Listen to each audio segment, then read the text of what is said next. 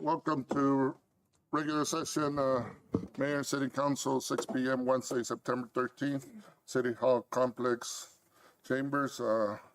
Call this meeting to order. Would you please rise for the Pledge of Allegiance? Vice Mayor, would you honors?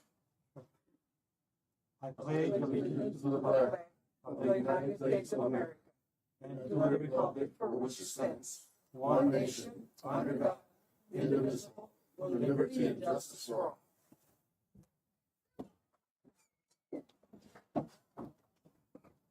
Thank you. Invocation, we have Chaplain Armando Alarcon from the Santa Cruz Sheriff's Office. Would you please do us the honors?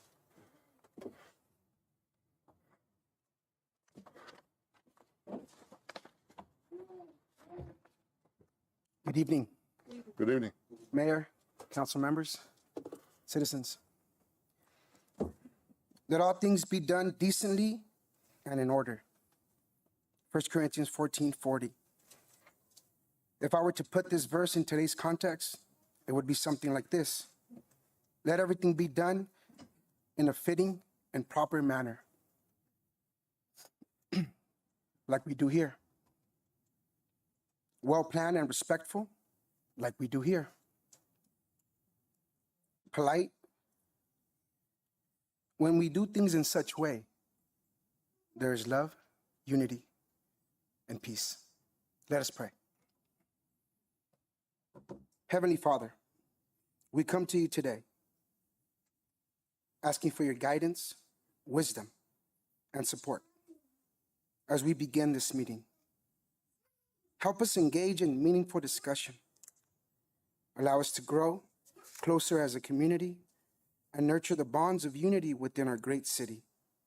Be with us as we move forward in addressing those matters that can bring light into our paths.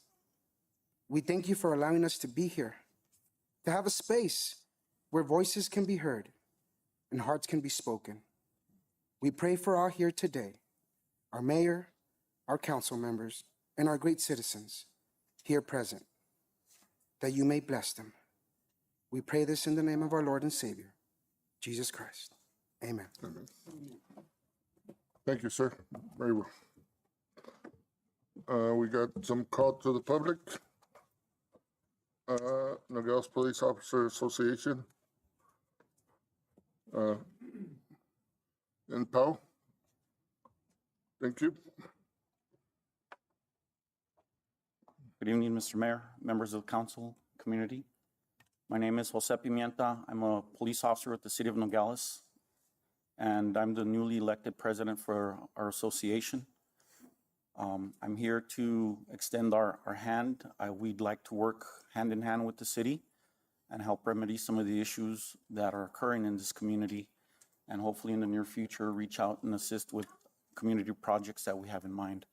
I'd like to let our fellow board members introduce themselves. We do have two that are absent, which is our treasurer, Armando Moreno, and our sergeant at arms, which is Angel Santiago.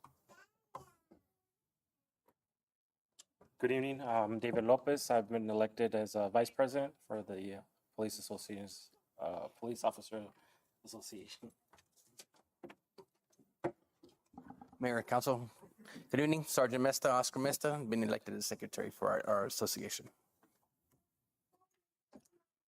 Thank you, gentlemen, and we'll be talking. Thank you. Yes, sir. Thank you. Next, we have Linda Hatfield. Would you please come to the podium, please?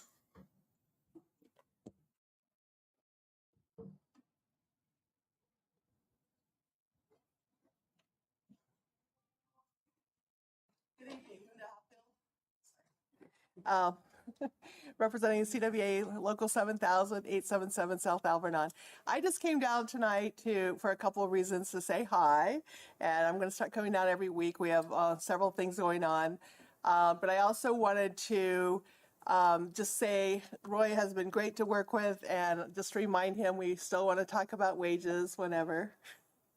And then also I want to congratulate the new MPOA board. As most of you know, we have quite a history with the old board. And so we're very excited that we have a new board here to work with. And Pepper and I go back to 2003. That's back when we started this whole thing with Joe Machado, and probably several of you know that. But it was a very positive experience. The three unions worked together. We plan on going to that same place, having that relationship, being able to have solidarity to work with each other and with the city. So I just wanted to come down and congratulate them and say hello to everybody. Thank you very much. Thank you very much, Ms. Hatfield. No more call to public, Ms. Thank you. Number 5, proclamation, Ms. Montiel.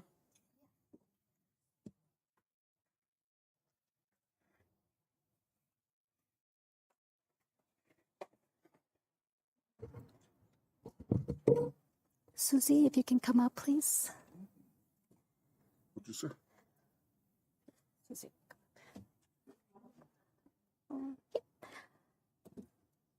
City of Nogales proclamation declaring September 25th National Day of Remembrance for Murdered Victims. Whereas the National Day of Remembrance for Murdered Victims is commemorated each year on September 25th, and whereas the annual National Day of Remembrance for Murdered Victims gives us all the opportunity to remember those lost to homicide and honor their memories. The purpose of this remembrance is to focus on the impact of murder on families, communities, and ways to support and serve survivors. And whereas and honoring the memory of victims who have been killed by violence and acknowledging the resulting long-term trauma for families and communities in Arizona and in the nation in an essential way of promoting public awareness and remembering loved ones. And whereas support groups are encouraged for survivors of homicide and community members to gather, remember, and share about their loved ones. Whereas survivors of homicide victims need specific and targeted intervention in the aftermath of homicide, which starts with a death notification and goes far beyond the Bureau. In some cases, a jury trial, leaving a lasting impact on any person, regardless of age, national origin, race, creed, religion, gender, sexual orientation, immigration, or economic status. Now, therefore, be it proclaimed that the City of Nogales Mayor and Council hereby declare September 25th, 2023 as a National Day of Remembrance for Murdered Victims in the city. We honor the work of organizations that provide services including support, advocacy, counseling for families, individuals, and communities coping with homicide-related deaths, as we remember the victims and their families. Approve this 13th day of September 2023. George Maldonado, Mayor.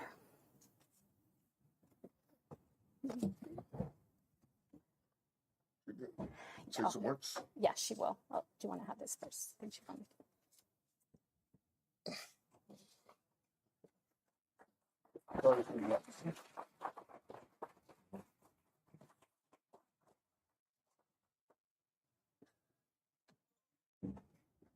And thank you all who are here tonight to join Susie and the mayor and the council.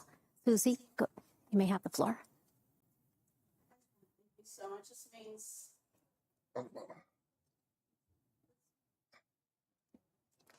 thank you so much. This means so much to, as you can see, quite a few of us in here. Something that we have to live through every single day, no matter what we're celebrating, whether it be somebody's marriage, birth of a new baby, we're still carrying that grief inside of us. And what's nice about it is that we understand each other. So thank you so much for doing this for us.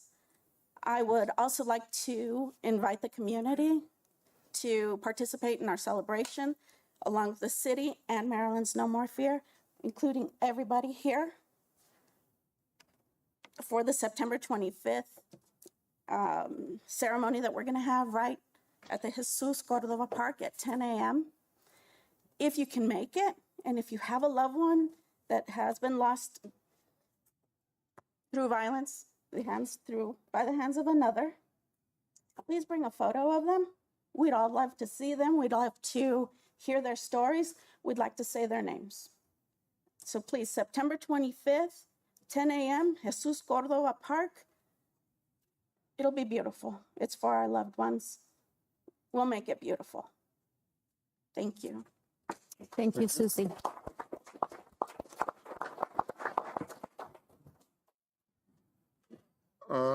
Next item is our presentations. I've been asked move to item C due to the constraint of having to travel. Can we have the presentation of the audit, please, Ms. Lupita Martinez?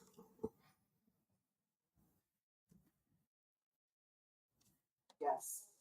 Good evening, Honorable Mayor and members of council. I'm going to share my screen here, and then we can start. Hopefully you can see my screen in a minute.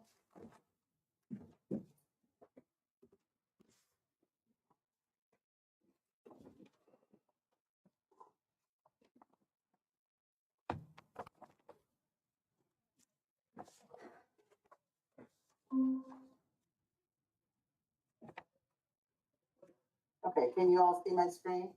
Yes. Okay, great. Anyway, my name is Lupita Martinez. I am a principal with Clifton Larson Allen out of the Phoenix, Arizona office. And today I'm here to present the results of the June 30, 22 financial audit for the city of Nogales.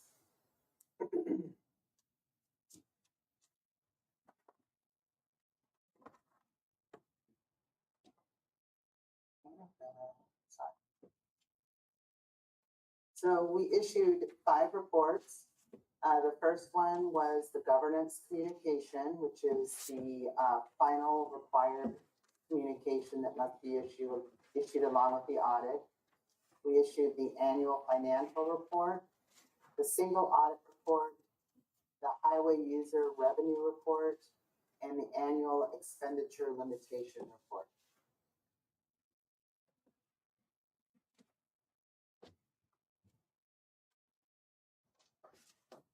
We were on site 1 week on site in August of 2022, 1 week off site for preliminary field work. Then we did 2 weeks of final field work in December, and we wrapped up the audit in March and April. And you can see the amount of hours that it took our staff to get the audit done, about 500 hours.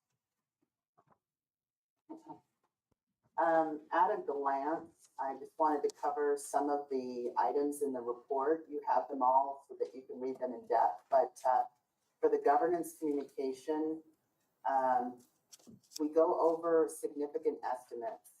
So most of the transactions in your financial audit are, absolute. However, management does make some significant estimates on some of the accounts. And one of those is depreciation over capital assets. That's an estimate. The fair value of your investment portfolio is also estimated at market value as of June 30, 2022. The allowance for uncollectible accounts receivable is considered an estimate. Your OPEB and pension liabilities has to do and relies mostly on the actuarial report, and that's an estimate as well. The compensated absences or the vacation that's accrued for all of your employees is an estimate. And lastly, your claims incurred but not reported on your self-insured medical portfolio is also an estimate. We audit those estimates and we make sure that the assumptions that are made from year to year don't change significantly. And so we have found all of those estimates to be reasonable. This year, we had a couple of issues come up. We did do the implementation of GASB 87, which we'll go over in a little bit. And then there was a lot of activity with regard to the borrowing and the amounts borrowed for the PSPRS pension liability. So those were kind of some of the latter entries made. The GASB 87 adoption, which is, covers leases, was effective for the city, July 1st of 2021. And basically, we looked at, what the city leases as a lessor as well as a lessee. And the leases that the city has as a lessee were not deemed to be material. So that did not have a material impact on your financial audit. However, as lessor, you do have a couple of cell towers, and those were recorded as leases receivable and deferred inflows. So basically, all of the income that you're getting off those leases in the future as lessor, those were placed on the balance sheet so that you can kind of see. In the past, they've been disclosed in the footnotes, and you kind of had to dig around and read the financial statement to see, that amount. This year, it is on the balance sheet as a deferred inflow, which is a liability, and as a lease receivable. We did find one uncorrected misstatement. We're recommending that the financial team look a little closer into the ambulance accounts receivable allowance. We feel that there's some balances that are getting old there that need to probably be allowed for or written off, and that was to the tune of $127,000. And again, we did not post that entry. We're hoping that next year management will have taken a closer look. We did, however, book several audit adjustments that are considered material. The first is the fund financial statement to government-wide conversion, which is considered your GASB 34 conversion. Those are the entries to make the fund financial statements become full accrual. We did a lot of adjustments on fund balance. This year, we won't have that problem because I've worked with the staff. Jean has me work with your staff to make sure that all those audit adjustments got posted. And I think your staff is working hard to make sure fund balance rolls. So that issue should go away for next year. We did book your principal and interest on your WIFA loans and your capital leases. Again, we booked the GASB 87 adjustments that we went over. We do book your investment fair value adjustment, your cash and payroll accruals. We booked all the trustee activity, which this year included $16.3 million that the city borrowed for the PSPRF bonds, and we booked your OPEB and pension liabilities, and then we booked your self-insurance activity. So that is basically what we wanted to bring to your attention. The next report is the annual financial report, and you did get what's called a clean opinion. So that is a good thing. On the single audit report, we did have, there's two reports that we issued. The gas report is called the Yellow Book report that covers financial matters as it relates to grants management. And then the uniform guidance report is the second report, and that covers your actual compliance over the grants. So on the Yellow Book report, we didn't have any significant deficiencies, but we did have 3 material weaknesses that I'll go over. They are repeat findings, and so I'll go over those a little bit later. On the uniform guidance, you did get a clean opinion. However, we did find one matter of non-compliance, and that same matter was also considered a significant deficiency. And I'll go over that a little bit later. Your HERF examination report, you got a clean opinion. On that report, we take a sample of accounts payable, payroll, and transfers, and we make sure that you're spending the money in accordance with the HERF agreement and regulation. And then on the annual expenditure limitation report, you did get a clean opinion as well. Okay, so this year I decided to go ahead and present kind of a visual of your numbers. Hopefully this is helpful. Let's see. So this is, oops.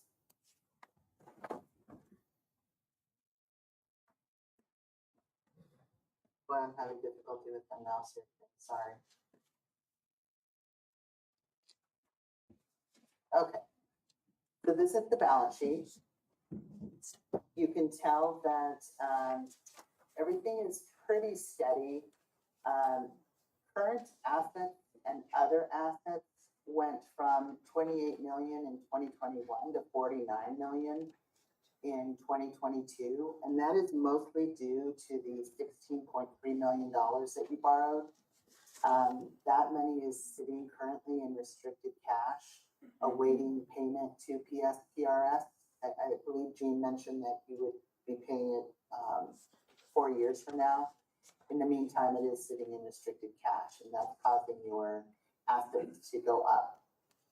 Your capital assets, which is all of your fixed assets, your buildings, that stayed relatively the same. Deferred outflows of resources stayed the same. Your current liabilities are the same. Non-current is the same, except for non-current liabilities more than 1 year. Went from 67 million to 74 million. That's a reflection of the borrowing, the bonds that you borrowed for the PSPRS pension. That's the 16.3 million in bonds that you borrowed. Deferred inflows of resources went up from 6.9 million to 12.1 million. And that's mostly related to the actuarial data that we got. And basically, your investment earnings on the pension portfolio did not necessarily perform like it had was expected to. And so you've got a little bit of a liability there, but you know that ebbs and flows as the market ebbs and flows. So I wouldn't be too concerned about that number. And you can see that your net position went up, and net position is a fancy name for equity. So that's up $6 million, and we can go over why that went up in the next slide. Okay, the next slide then is your statement of revenues, expenses, and changes in fund balances. You can see that your revenues went from 25 million to 32 million. That is a nice increase, and we can go over why that is in the next slide. Your expenditures also went up from 23 million to 29 million. Transfers stayed the same. You can see the proceeds from long-term debt of 16.3, and then your net change in fund balance, which is your net income, went up to 19 million, and most of that is because of those proceeds.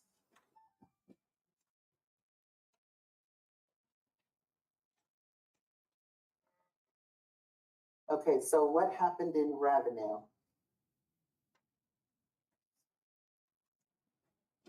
Time for a new mouse.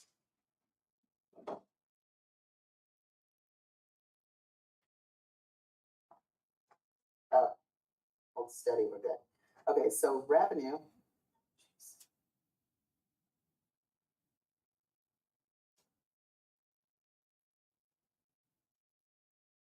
Okay, revenue. You can see that the fines, fees, and charges for services remained about the same. Your operating grants and contributions, the city did spend almost $5 million more and earned more revenue from operating grants, which is a good sign. Last year it was 4.2 million, this year 9 million. The capital grants and contributions, no major changes there. You can see your sales taxes went up by almost 2 million. Franchise taxes stayed the same. Your state shared revenues went up 300,000. Investment earnings was actually a loss this year just due to the downturn in the market. It's $507,000 loss. And then you had some other income of $406,000.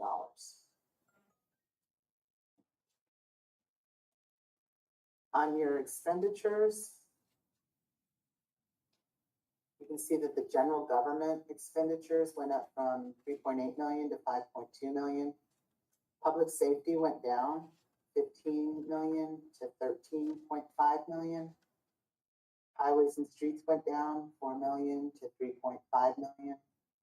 Culture and recreation went up slightly to 1.7 million. And then your interest on long-term debt went up almost double from 446,000 to 900,000. And that is due to, the additional bonds that you borrowed. So for your business type activities, which includes your sewer, water, sanitation, and included in these numbers is the housing authority. You can just kind of see all those columns. It's pretty steady for all of your business type activities. Nothing really to point out here.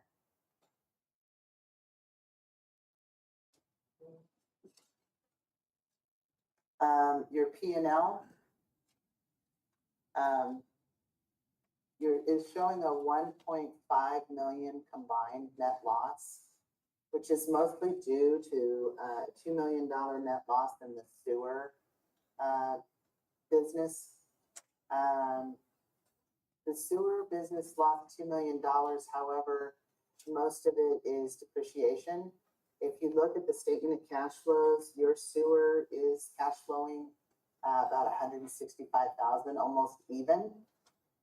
But the other two, water and sanitation, is doing better than sewer. So, but they're all cash flowing, so nothing to be worried about here.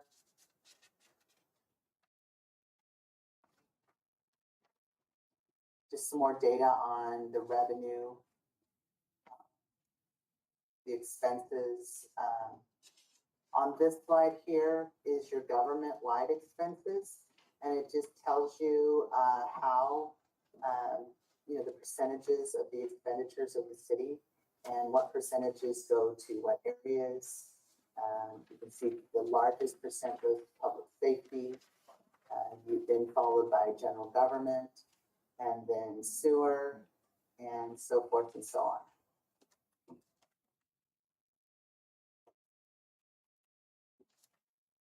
Okay, so again, on the annual financial report, you did get a clean opinion.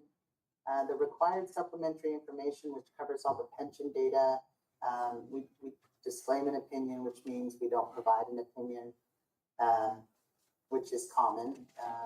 All cities do that. Our audit is based on a risk-based approach. So every year we have to come up with key areas that we consider are risky. Management override of controls is always considered a risk, simply because, those that try to abuse or override their power and circumvent the internal controls established, we look at that at every client we have. That's just a common control that is audited. This year, we also thought that revenue recognition was a risk. The existence and cutoff of your charges for services, that was audited very closely. We do look at your financial close and then your capital assets. Some of the highlights, again, we talked a little bit about the numbers, but to put it in writing, the general fund did have a $19.6 million increase.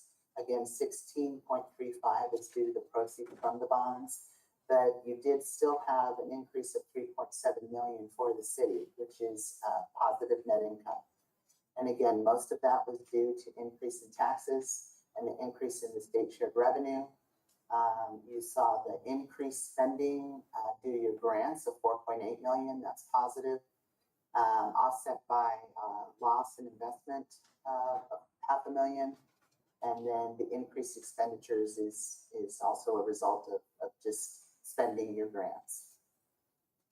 Again, the operating loss of the sewer fund is 2.2 million. The water fund and the sanitation fund are in the positive. One of the major highlights, again, is the city authorized the issuance of 16.4 million in pledged revenue obligation, taxable series 2022. And that was recorded again as restricted cash, and it is for future PRS contributions for the police and fire employees. Okay, going on to the single audit. We talked about the three material weaknesses that the city has. One is that, they at some point need to get into preparing their own financial statements. We currently prepare those for you. There are a lot of material audit adjustments. I think as time goes by, those are some things that you'll want to take over, but currently we do all of the cash to accrual adjustments. And we went over the list of the adjustments that were made. And then the timeliness of issuing the audit report. We do need to get that more timely. For the audit report, single audit, we did test the Homeland Security Grant Program. That's assistance listing number 97.067. Excuse me, your schedule of federal awards has $5.6 million in federal expenditures, and we tested $1 million of those, which is got 77% coverage. Again, you did get a clean opinion, but the one deficiency we found is in your area of reporting. 3 out of 4 expenditure reports were submitted late, and 1 program expenditure out of 5 was late. So again, timeliness of reporting is something that needs to be worked on. And this is my contact information. I got my phone number and my email address if you have any questions. Otherwise, I can take questions right now if anybody has any questions.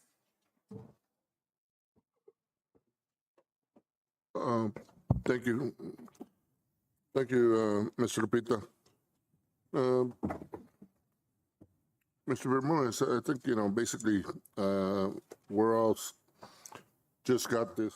I think if we could look at it, on an individual basis and then maybe have a study session I think we could make better questions and see, the do's and don'ts and the good and the bad of our handling of the city. Would you guys all agree on looking at this at another date? So, Ms. Lupita, Mr. Bermudez, I'd like to work at it where we could individually look at the report, look at the numbers, come up with our own questions with a good time frame, and then set up a discussion with Ms. Lupita Martinez as to our audit.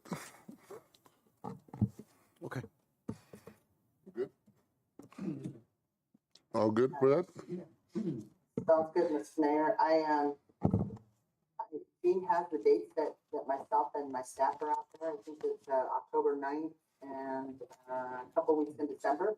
So whatever works for you all, I'd love to have that meeting with you. Yeah, if you guys are going to be down here in October, I think that'd be a very good time frame. Let's see if we could schedule it for that date. I appreciate it. Thank you. Mayor, if I may. Go ahead. Mr. Bermudez, just in the future, if we could please give us these documents like the mayor says before, not today at 4 or 3 o'clock. Sure. Yeah, And for my them. apologies. I just got it myself today too. Yeah, no, it wasn't. The finance director could give us way in advance because these are important documents and it's important information for the community Absolutely. to be aware of. Okay. Okay, thank you. Thank you, Ms. Lupita. Any other questions? I appreciate it. Thank you.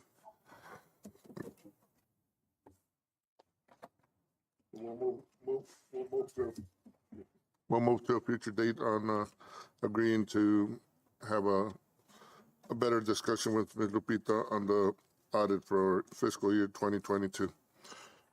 Okay, next item, A, recognition Janice Johnson and Liz Weatherby for their dedication to helping Hilltop Gallery and the city of Nogales. Ms. Montiel?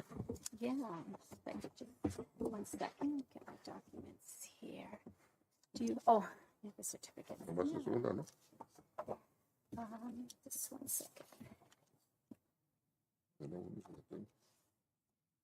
Do you just have one? Do you have the rest there, Mayor? The rest of the But, The rest these? are in here. Yeah. Yeah, but they're for the second item. Oh, okay. All right. Thank you. Hello, Janice.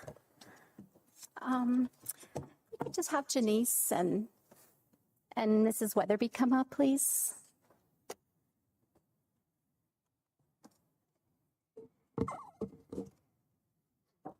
Oh, hello, Janice.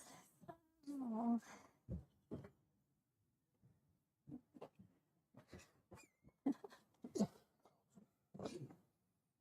Oh, yeah, guys can.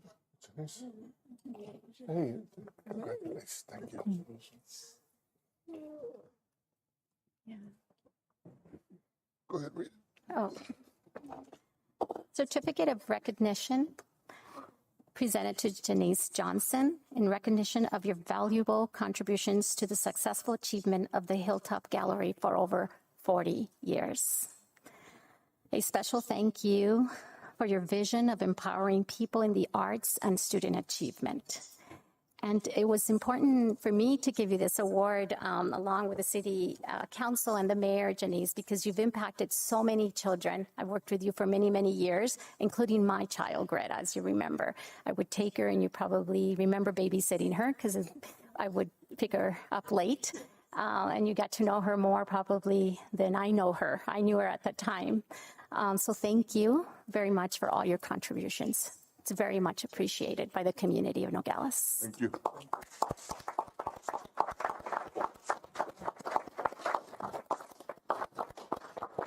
Congratulations. And thank you for all your I support. am honored and very happy to be here. I'm very happy to be back in Nogales for a day. It's a wonderful place, and I had forgotten it was so unique.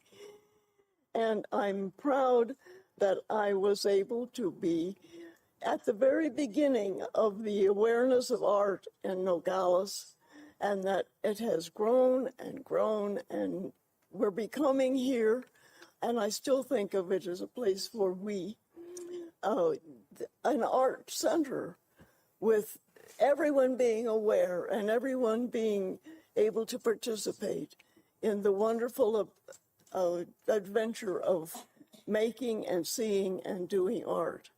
I thank you all very, very much. And thank you, Mrs. Weatherby.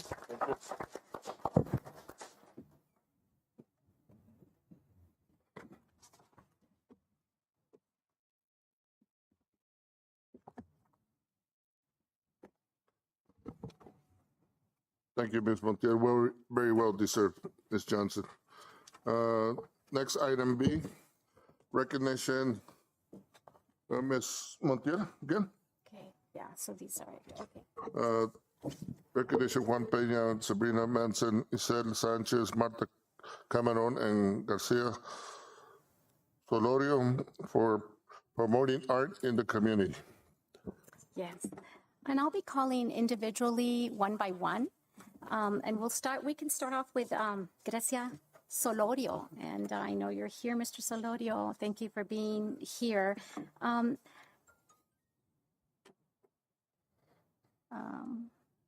In collaboration with the Hilltop, Liz has been working closely with these art students for many, many years. And as Mrs. Johnson said, you know, the art community is booming in Nogales, thanks to so many people out there. With the beginning of the Hilltop, and so many, like I said, so many kids grew up at the Hilltop, and now we have all these beautiful murals all around town, which we're all very grateful. It makes Nogales vibrant and beautiful, and it's just making people come down to Nogales just to see the beautiful murals. And some of these people that have done these beautiful murals is your daughter, Grecia Solorio, a prior student of mine. And I know she's not here. She's studying. She's in college. And me dijo que no podía ser hoy, pero el papá con mucho gusto está aquí y le voy a dar el certificado de su hija.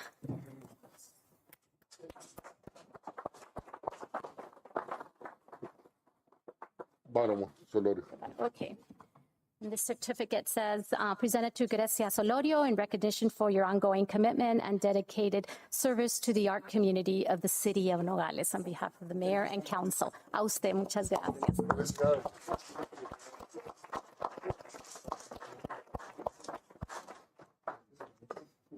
Juan Peña. Hello. Another former student. Juan works with printmaking, drawing, and woodworking, and the local landscapes and culture have been a major influence in your artwork.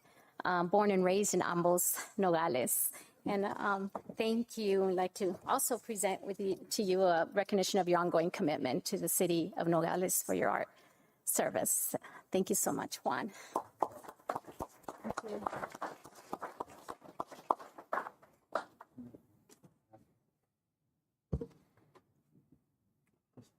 Muchas felicidades.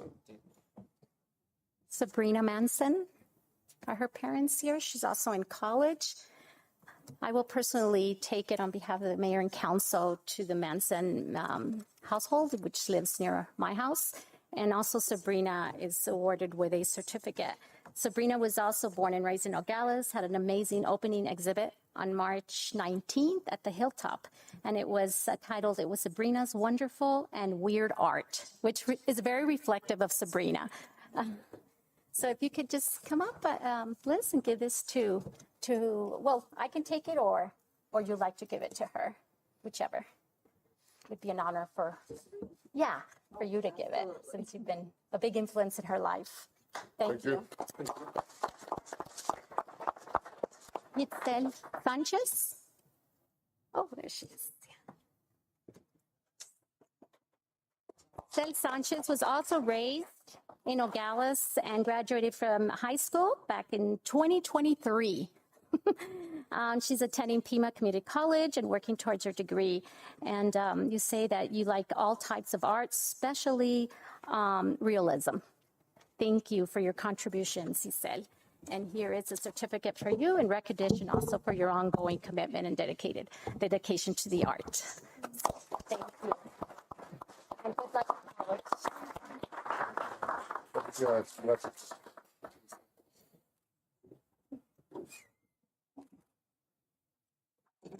And last but not least, Marla. Hi, Marla. Marla is self-taught. She's a self-taught artist, specialized in charcoal drawings, acrylic paintings, and crochet projects. Marla is a Hilltop instructor and public mental health speaker of the National Alliance of Mental Health. Thank you, Marla.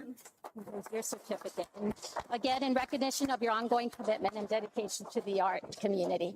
Thank you so much.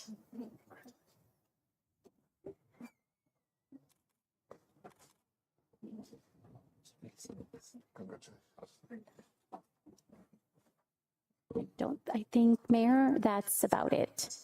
Thank you to all the young artists and good luck. Best of luck. Thank you. Congratulations. Thank you, Ms. Motel, for bringing these special people that promote art in our city. And thank you, Ms. Weatherby, and Ms. Johnson for also being vocalists in this great art that we have in our community. Appreciate it. Next, we move to 7, financial monthly report. July 2023 financial report, fiscal year 2023-24. Ms. Jean? Good evening, Mayor and members of the council. Good evening. First, before Itzel leaves, Itzel is a great artist and she now works in my department. Wow. And she has little pictures all over her computer and now everybody has pictures around their offices because of Itzel. I know she left. Before we get to the report, one thing I just want to quickly touch on is you guys haven't had a credit card report the last couple months because there's been no usage of the credit cards. So once there's any usage on the credit card, then you guys will get a report. I've not forgotten, there just has been no usage. So tonight we're going to do the July 2023 finance report. So after the first month, it's about 8.33% if you would take our 100% budget and divide it by 12. So if you would look at your chart A, or your table A, that is our general fund. And our revenues in the first month were $3,134,966, which is 12%. And then our expenditures were $4,656,346, which is 12% also. We need to remember that the first couple months, a lot of our departments do the annual contracts or they do the large capital purchases. So the first few months, it seems like our expenses are a little high, and that's why. You also look on table A, we have our shared revenue. And we have collected $924,193, which is 8%. Now, if you move on to table B, that is our sales tax collected. And in July, we collected $1,680,635, which over July of last year is $571,364 more.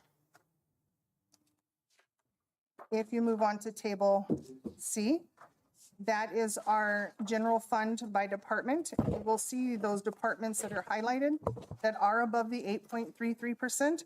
Those are ones that have done the annual contracts already and they're sitting in the budgets or the large capital purchases. If you move on to table D, that is our HERF and our overweight. So for income for HERF, we have collected $271,890, which is 11%. And for overweight fees, we have collected $69,853, which is 28%. For expenditures, we have expended out in HERF $366,247, which is 9%. And for overweight, it's $13,793, which is 2%. You move on to table E. This is our sewer account. We have collected $310,424, which is 10%, and expended out $551,326, which is 23%. If you move on to table F, this is our water account. Water has collected $361,439, which is 10%. And we have expended out $948,009, which is 16%. And then the final table G is our sanitation. We have received in $251,577, which is 9%, and expensed out $249,034, which is 7%. Any questions on those tables? Good, Councilman Gradius. On table A, this calls to my attention that our expenditures are more than year-to-date budget by over $1 million, and our revenues are less by $1.5 million. Is that a concern, or is it just because it's the beginning of the fiscal year? Would that wash out in the end? It usually washes out. That's what we tend to see every year, and that goes for all of our departments that work the same way, even the sewer and the water with their debt payments that we've already made. We always have the big debt payments or the big capital and the contracts that always come due in July. My other question was on the sewer, actually, about 551,000 loss. And it seems the last couple months we've been headed down that road. So is there a concern with our sewer? I know our revenues aren't keeping up with our expenses there. Is there something that we need to look at in the near future? Our rates would be a big thing that we really do need to look at. With sewer, it's also the debt that we have to pay for the sewer and the water with WIFA. Those are always big at the beginning of the year. Last year, we also settled with the Liberty Utilities, which was in our sewer account. So that was a big hit for us last year. But if you notice, we're kind of on track when it comes to the income for our sewer. So this year, hoping that stays the same with no big losses like last year. But you know, we always have those big payments at the beginning of the year for the sewer and the water that kind of hit us hard, and then we catch up throughout the year. Would the Valle Verde issues also fall into play here, or it's not a significant amount of everything that's owed there? It's not a huge significant amount, and we are working on collecting those. So I'm hoping in this next year, we're going to see a lot more income coming in from those accounts. Thank you. Any more questions?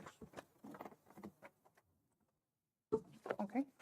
The last report that you have is the water and sewer delinquent report and the miscellaneous reports.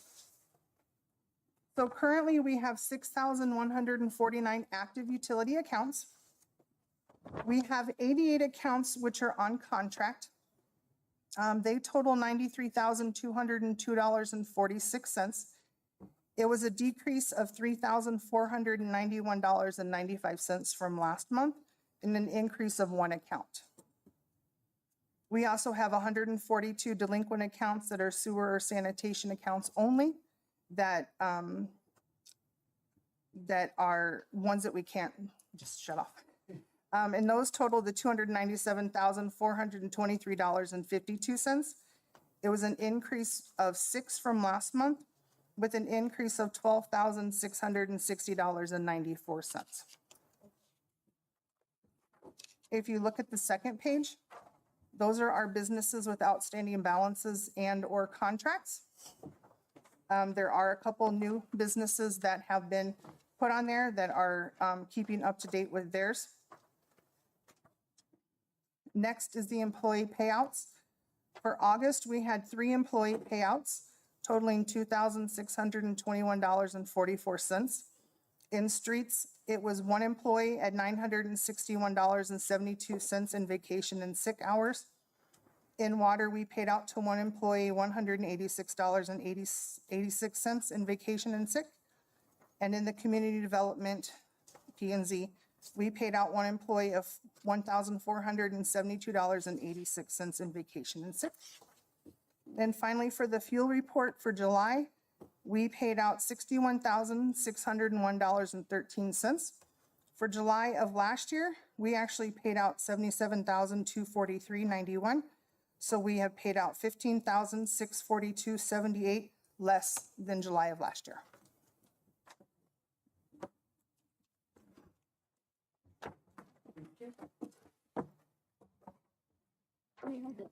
Go ahead, Ms. Montiel. Ms. Molman, I have a couple of questions on the water and sewer report. So there's 88 active delinquent accounts. That are on And- contract. Yeah. So if you add up the 88 and the 142, because it says here they're active on the second paragraph, the 142 delinquent accounts are active but not on a payment plan, because you can't shut them off. So it's $297,000 that are delinquent. Yes. And that's for the 142 accounts, and then Yeah. there's the additional 93,000 for the contracts. So, okay, so that's not including the Valle Verde, which is 48 sewer accounts totaling 77,000. Okay, so the 48 accounts, that 77,000 is inclusive in the numbers on the top, the 88,000. Oh, it's inclusive of the Yes, total yes. above, okay. So if you add the 88, the 142, the 88, it's 2/3. So that would be 4.5. So probably about 5% of the 6,149 active utility accounts are not paying their bills. Correct. So about 5% of the people in Nogales are not paying their water and sewer. So of the 88 active ones that are on contract, they are paying theirs, but they have an amount that the 93,000 is considered their contracted amount, which there's a portion of their past due amount that they pay monthly with their current bill. So the 93,000 is getting paid. When we have somebody who hasn't paid, who hasn't been put on a contract, and they come in and we put them on a contract, we might see that 93,000 go up because now they're making the commitment to pay to the Yeah. city. But as we speak right now, there's $93,000 Yes. that of debt, I mean, Of debt unpaid. that has not been Yeah, paid. that's Yes, the yes. bottom line.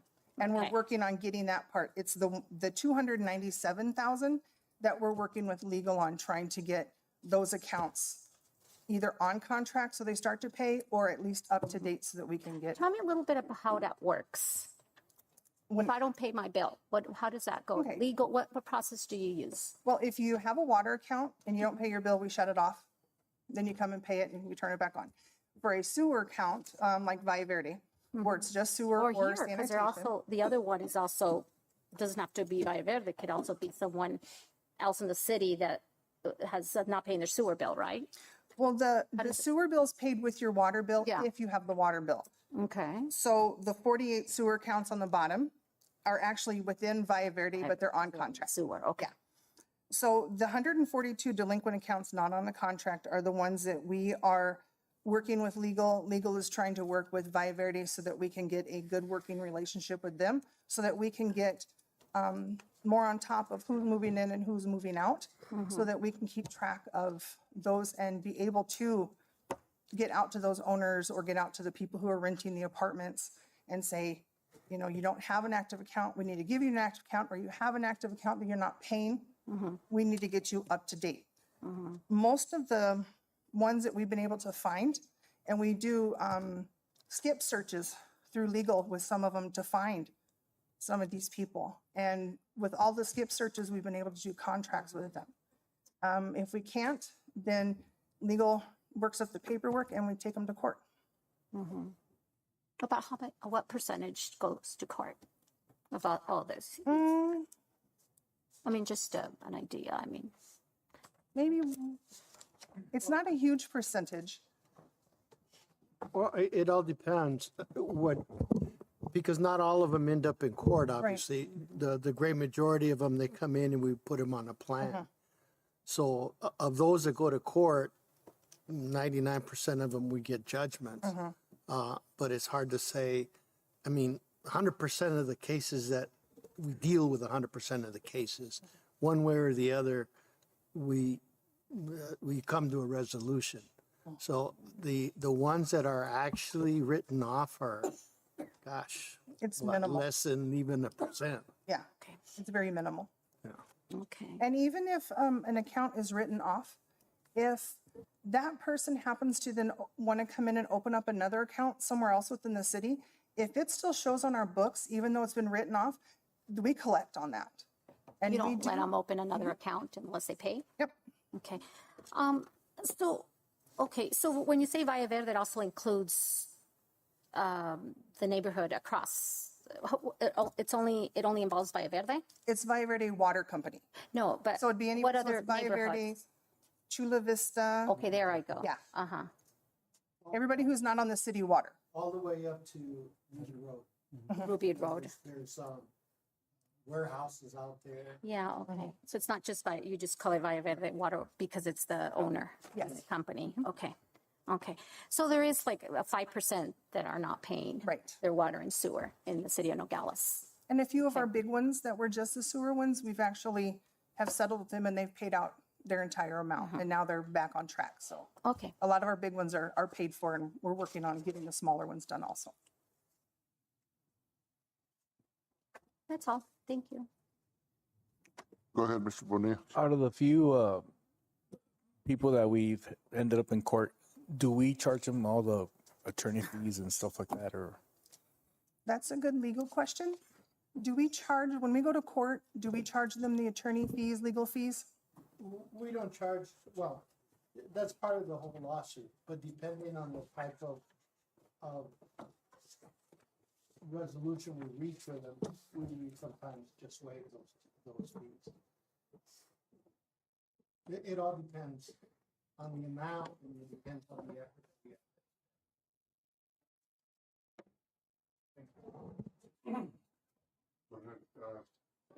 Councilman Doyle, go ahead.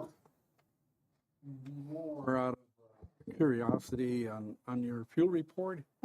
I just noticed that, that like July was a pretty expensive month when you compare it to the total of that year being a little over $500,000.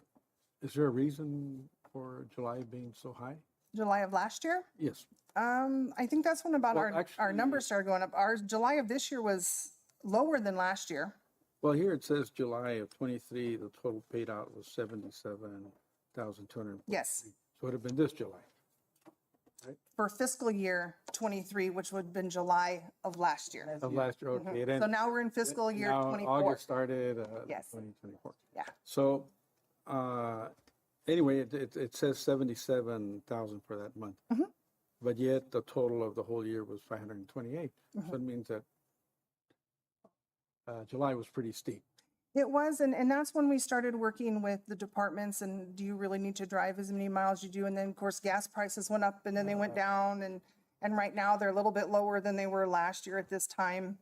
So that's why this July, So since lower.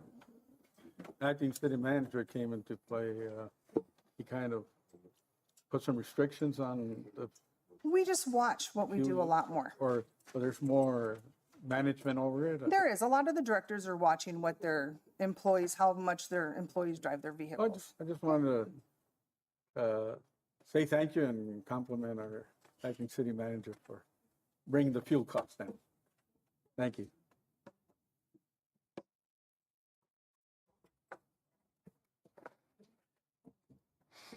Any other questions? Or what happens is your numbers on the dates on your fuel report? Mhm.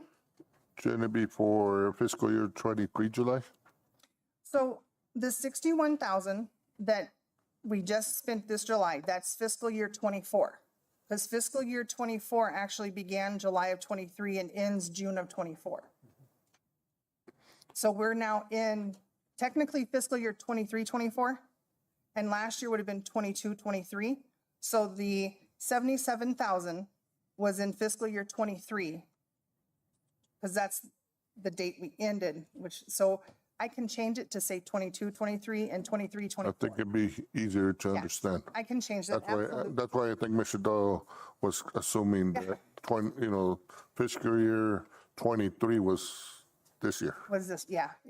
I'll change that for next month, so you guys have the 23, 24, and the 22, 23. Okay. I think Would that's, you like me to do that throughout the whole report? Or just, yeah, I think it'll be more clear, okay, absolutely. Thank you. Any other questions? Thank you. Thank you, Machine.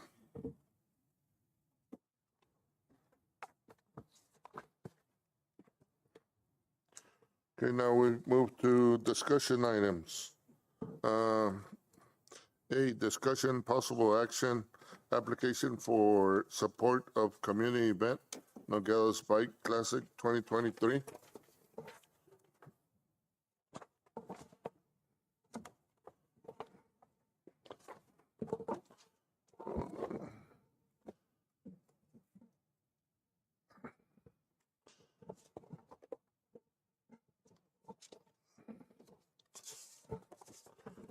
Wait 1 second. Okay.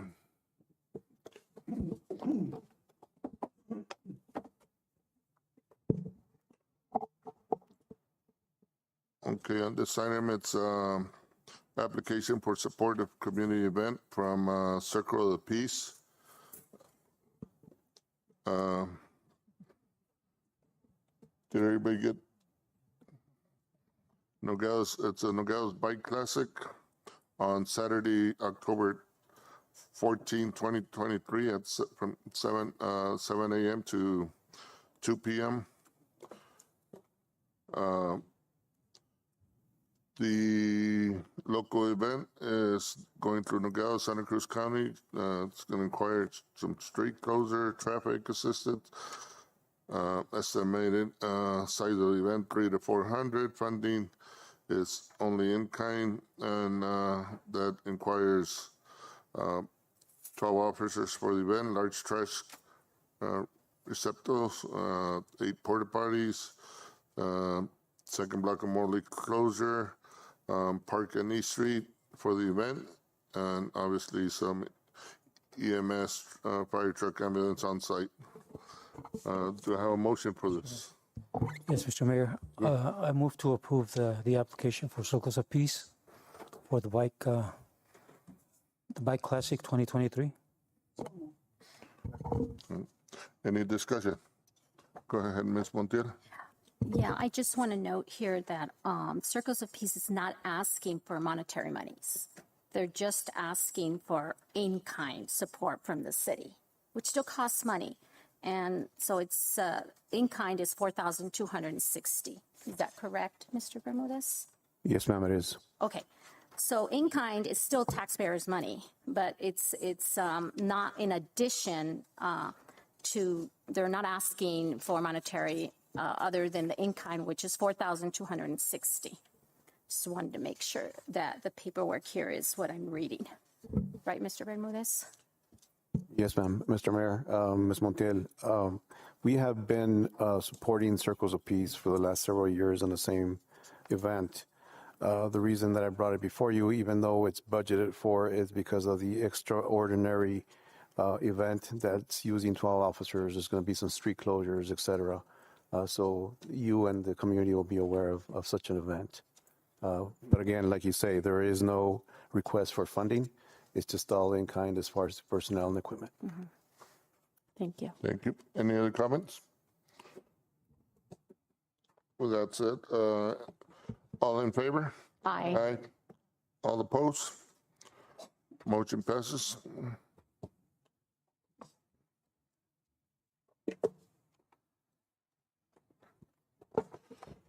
Item B, discussion and possible action, application for city support and community event, Dia de los Muertos Festival.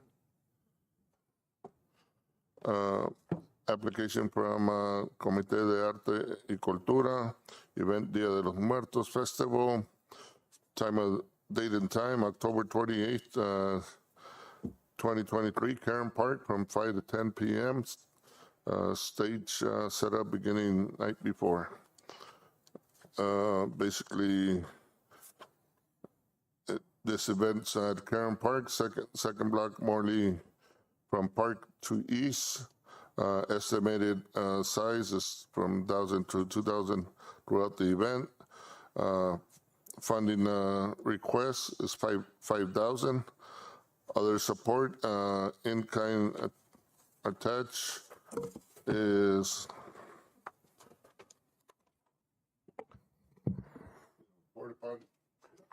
Mr. Mayor. Go ahead, sir. The in-kind support will be $3,200. In-kind support is 3,600? 3,200. 200. 3,200. Yes, 3,200 on in-kind, and the request for monetary is 5,000. Do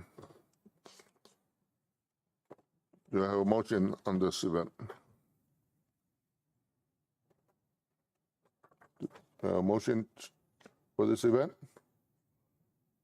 You want me to do it? Is it okay? Huh? Well, I motion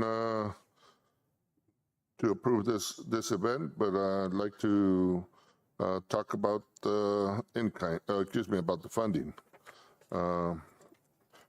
Second. Is that a motion? Yes, sir.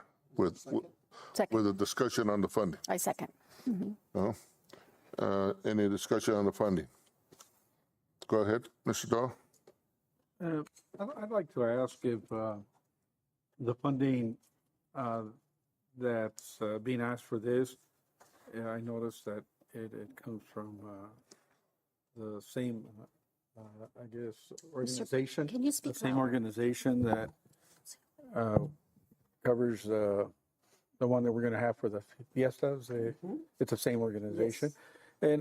And on the funds, even though they're two separate occasions, if there's some funds left over from one or the other, would they help each other with those funds, those events? Well, I wish there were funds left, but we're still short on the ones we are going to have Saturday. So it's no way that we can figure out with $2,000 that you funded the Fiestas Patrias event to fund this event. Their events, they're costing $1,500. I don't know if you're aware of that. So it's very difficult. 2,000 would cover nothing, but it's help. I mean, it does help, but there's nothing left so that we could cover these other events. Thank you. That answers the question. Mayor. Go ahead, Ms. Montiel.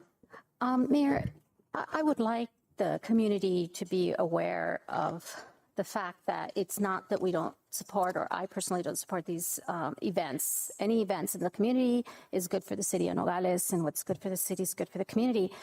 But the monetary that is being requested is $5,000. The in-kind, which, you know, finally we're bringing that up, is still taxpayers' money. We're paying $3,200 of in-kind, which is taxpayers' money. We think it's not, but it is. And in addition to the $3,200 that is being paid out of taxpayers' funds, they're asking for $5,000. In the last event, the council and mayor didn't go with the $5,000; they went with $2,000. And I suggest, in my opinion, that we stick to $2,000. Go ahead, Mr. Gradius, Councilman. This is for city manager. I know that we passed the event policy. It was one of the meetings I wasn't here. Can you just refresh my recollection as to if there was caps on that, on the monetary or the in-kind or combined? It was capped at $5,000. However, it's up to political body to make a decision as far as to they can fund from 0 up to 5,000 capped. That would be a cash contribution regardless of in-kind. Exactly. Councilman Doyle. Yes, I guess considering that it's pretty tight on what was spent on what's going to be spent on this coming event, and then on this one also, I know we said 2,000 and made sense at the time, but since I guess they're having a little shortage of funds, I'd like to add at least another 500, maybe 2,500 instead of the 2,000 to this event. Just to make sure that these events continue, because all these events do bring people from the surrounding areas to celebrate. And I think in a sense, it helps the community overall, especially the businesses that stay open, even though they have their shop, or what is it, stalls that sell locally there. But, you know, I found myself sometimes when I'm done with that event, I still go to the McDonald's or somewhere and have the fries and Coke or something. But also the gas stations that the people come from drive, sometimes they decide to stop and gas up, and even attend some of the grocery stores before they go to these events. But anyway, that's, I guess, just to help them out for in case they were short-ended on this first event. I'd like to add another 500 to Councilwoman Montiel's request. Mayor? Go ahead, Ms. Montiel. I prefer to leave it at $2,000 because that's what we gave the last time. And just a point of reference, Mrs. Weatherby has literally collected all the monetary money to do the Nogi Fest. She went out in the community and got thousands of dollars to not ask an additional amount of money from the city. So I think we need to remind ourselves it's taxpayers' money. We are already giving in-kind money. And I know it takes a lot of work to go out and get donations. I think South 32 is also going to help. I saw that in your flyer, South 32. They contribute a lot of money to the community, to certain events, which should be an advantage. But I still will stay with the $2,000. Any other comments? Go ahead, Mr. Doe. I just noticed something. The print's a little small on my on the iTab here, and I was looking at October 8th being the event, but it's actually October 28th. So, okay, well, that helps. That gives a little more time, I guess, for the committee involved to make up the difference on whatever funds also they might need. But as long as we help, it'll make it a successful event. I think the 500, they can make up that and a lot more, the difference with those extra 20 days that they have before the event, which is October 28th, and not the 8th like I was looking at. Thank you. Mayor, one more comment. Go ahead, Yeah. Councilwoman Montiel. Mr. Doyle, I don't want to correct you, but I will. We are helping. We are. The taxpayers are helping already. With the in-kind, they're helping. That's taxpayers' money. And we're also giving them an additional $2,000 of monetary money. Yeah. Thank you. Councilwoman? Can I just want to make a comment, okay? We don't have to compare one event against the other. All events are important, and all events we do deserve from the city's help. Okay, it doesn't matter if it's a small event or if it's a big event. The thing is that we're working for the community, so we have to figure out if this Nogales Bike Classic, okay, it's a smaller event. I don't think they're going to be spending the $15,000 we're spending. So I know it's taxpayers' money. We know that. We understand it, and we're working for the community. So right now we have probably 24 vendors. That helps the community. And the money that we get from the city, it's from the vendors and from the community. So, I mean, it's not that we're just not going to spend the money. We're spending it in the community. That's all. Vice Mayor?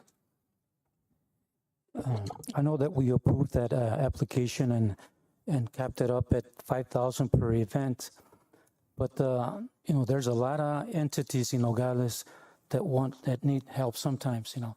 Maybe we should work that application and cap it for maybe 2 or 3 events to the same organization.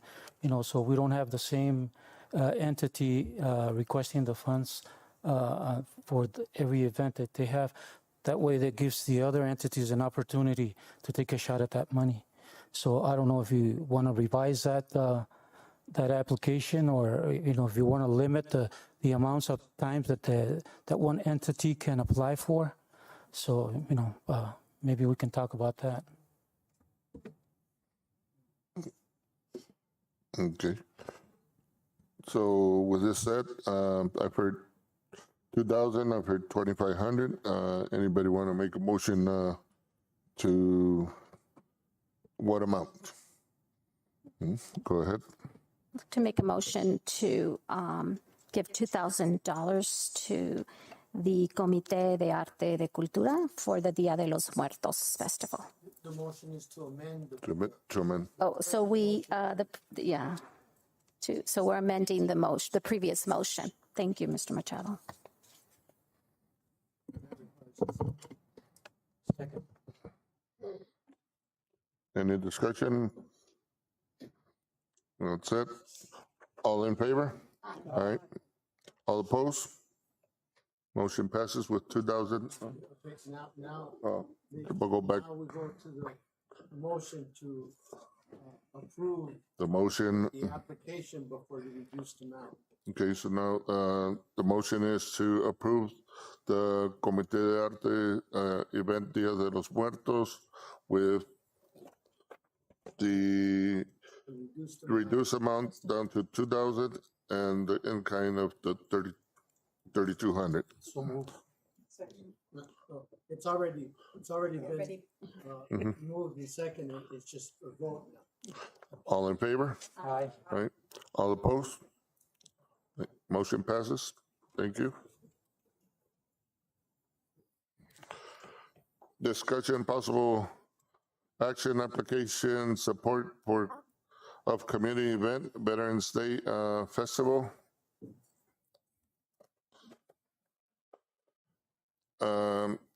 Organization put in this application, the American Legion number 33.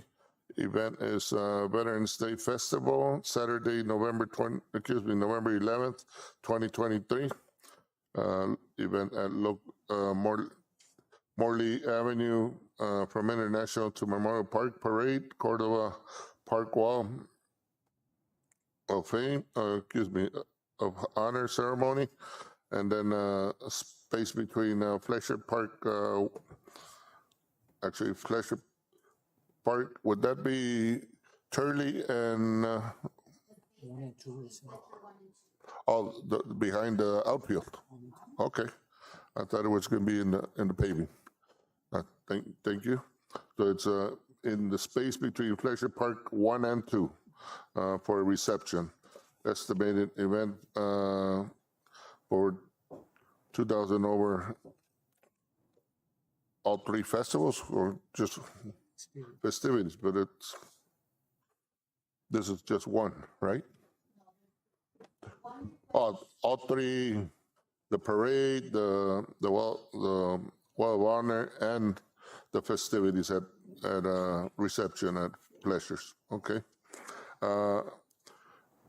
Funding amount request is $3,000 with in-kind estimated of $1,700. Do I have a motion? I'd like to make a motion to approve this request. Second. Are we gonna have this for Okay. discussion? Any discussion? I have Mr. Bonilla? I have a question. Yes, sir. It says here on the reception, they're asking for $3,000 for funding amount. Are they going to use the $3,000 just to cover the food and drinks? Are they going to donate the food and drinks? Mr. Mayor, Go ahead. Mr. Parada and Mr. Cáceres are here. If they can answer whatever questions the council might have. Could you gentlemen come up here and answer those questions for them, please?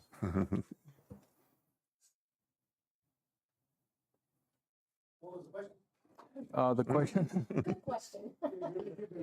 You're asking for $3,000 Johnny. for funding, Johnny. and it says here you have it for food and drinks. We just have, no liquor. I understand that, but is it, what I mean, I know it's not liquor and stuff like that, but the food and drink, you're asking $3,000 for food and drinks. Are you gonna give away this food? Are you gonna sell it? What, Give it away. you're gonna give it away? 350 plates. And drinks.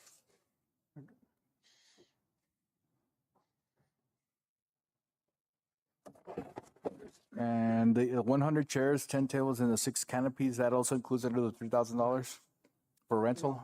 No, That's us. That's us in kind. Right, it's Okay. Parks and Recreation. So just $3,000 in food and drinks. That's where all those $3,000 are gonna go. Mr. Bonilla.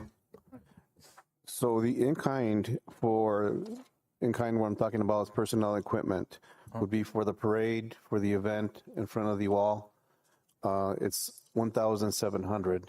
What they're asking for is an additional funding, tangible funding for $3,000, which brings it up to $4,700. Okay, so they want a check. They're asking for a check for $3,000, not covering the in-kind because that's separate. If you look at the bottom of the second page, where the page is on top, it says for official use only. It's broken down as far as to the monetary request and the in-kind support expenses, which brings it up to a total at the bottom. Hopefully that helps. Okay, it's because I'm just, I think, $3,000 just for food. I mean, we've had the event for the VFW, and I don't recall it being that high. Or That's where it was gonna go. In the past, I'm just talking for the food part. in the past, so we've always supported, the parade. We've always supported the honor of here and honor ceremony. This for, we've always supported with a monetary, which I think was 1,300, Mr. Bermudez, in the past.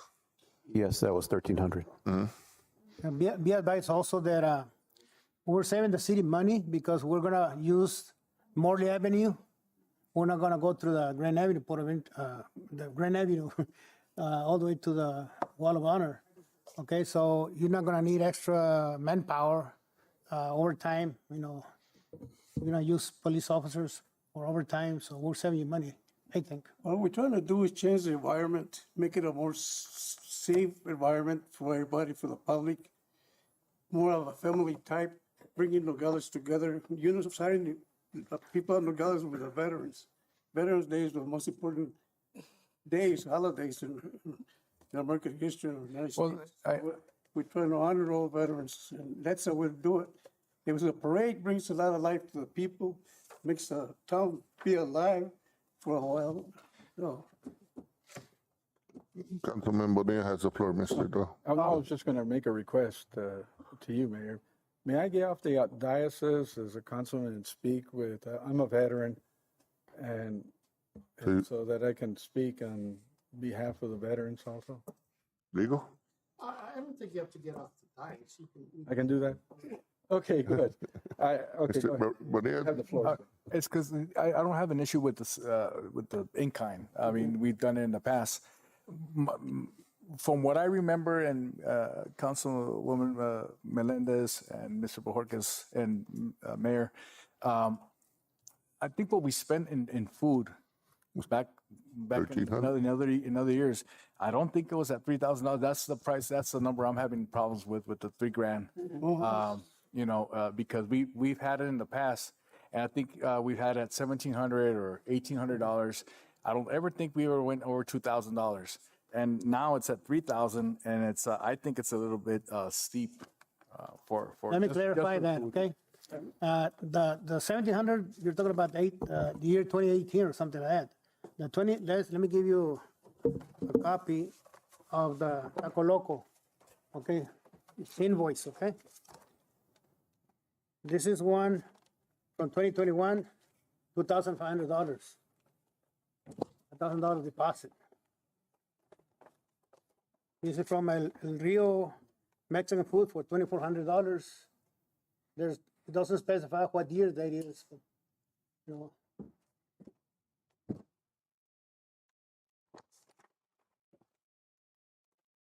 This is $2,000 from the year 2017. In the past, I handled most of for the 27 years, 30 years, I've been handling the food processing for the Veterans Day and Memorial Day. So I know the cost of those issues. And I have all the copies at home.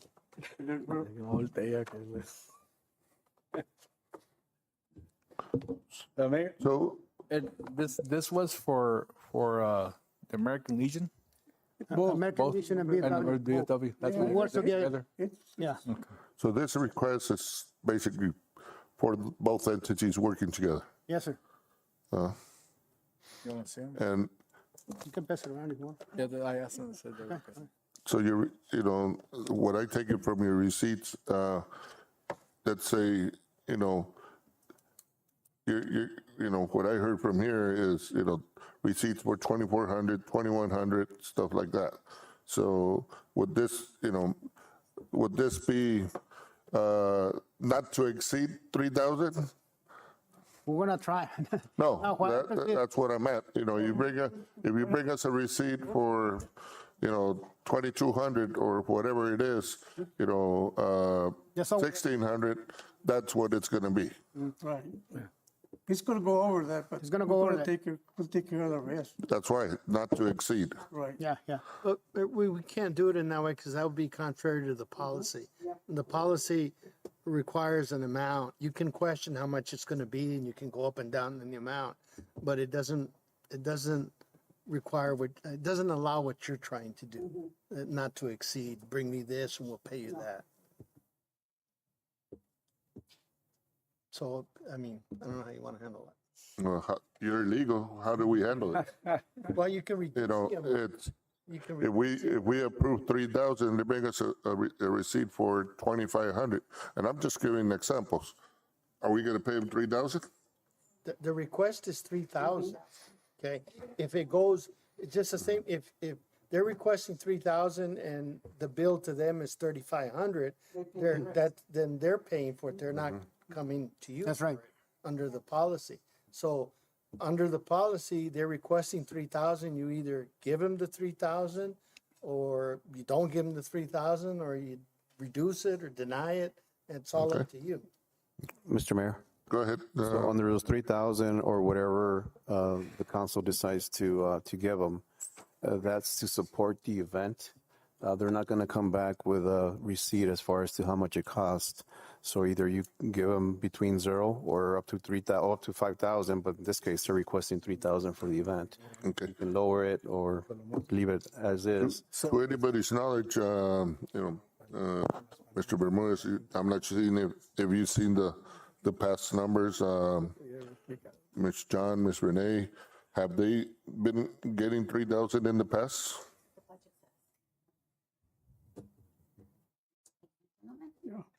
That is something that was voted during budget talks a couple years, where Veterans Day received $3,000 for the food, and Memorial Day received $1,500 with all in kind.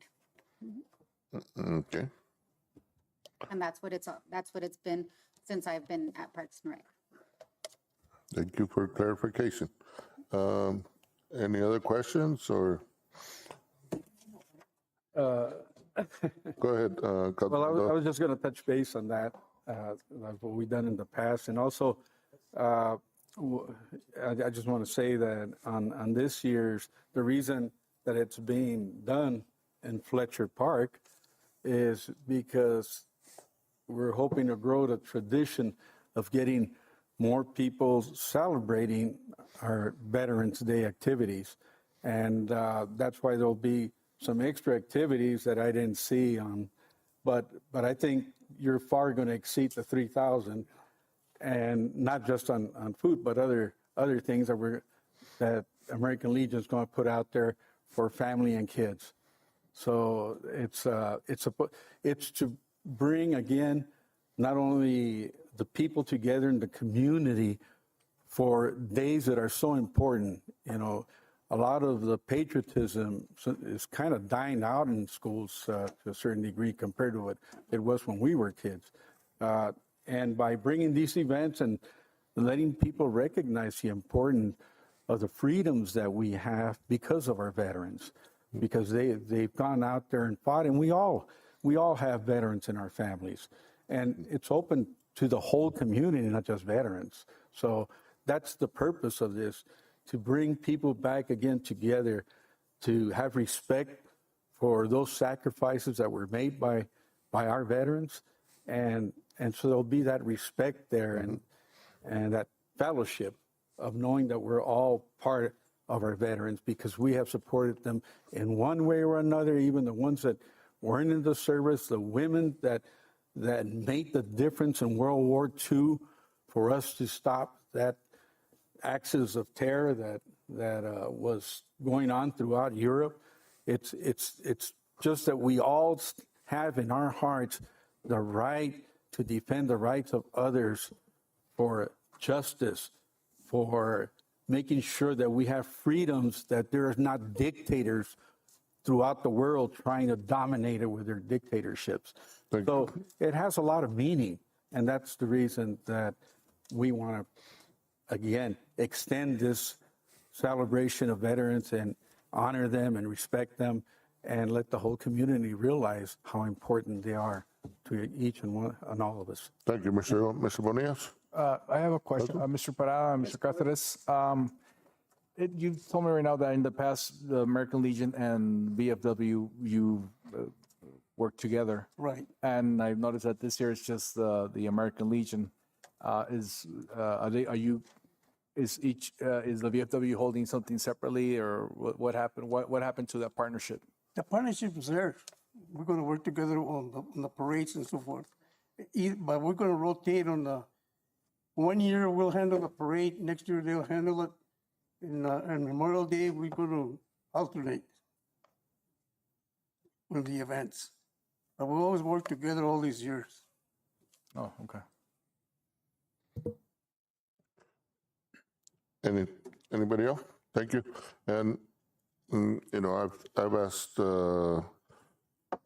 just for everybody's knowledge, I've asked John and Mr. Bermúdez, we're going to have a meeting just to address those points of working together.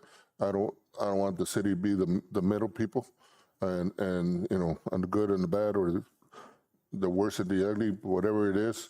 I want to make sure that they know that the city is behind them, both Veterans and Memorial Day, and that we want to work together.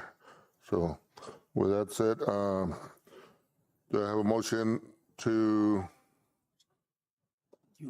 approve the American Legion for the Veterans festivities with the amount of $3,000 as done in the past, and an in-kind of $1,700? Make the motion, Mayor, to pass it with a 3,000. Second. Any more discussion? All in favor? Aye. Opposed? Motion passes. Thank you. Thank you. Thank you. Thank you. This item D, discussion possible action for city support for community event Mexican baseball game. We do have a MOU in place for this Mexican baseball.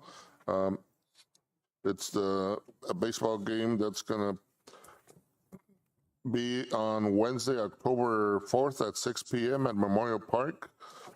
Estimated, anywhere from 400 to 600, hopefully more.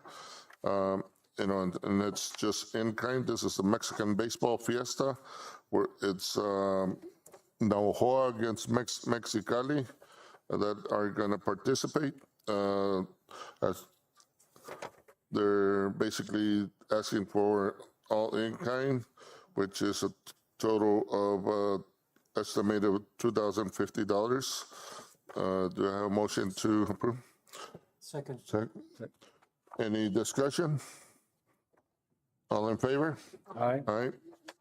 All opposed? Motion passes. Thank you.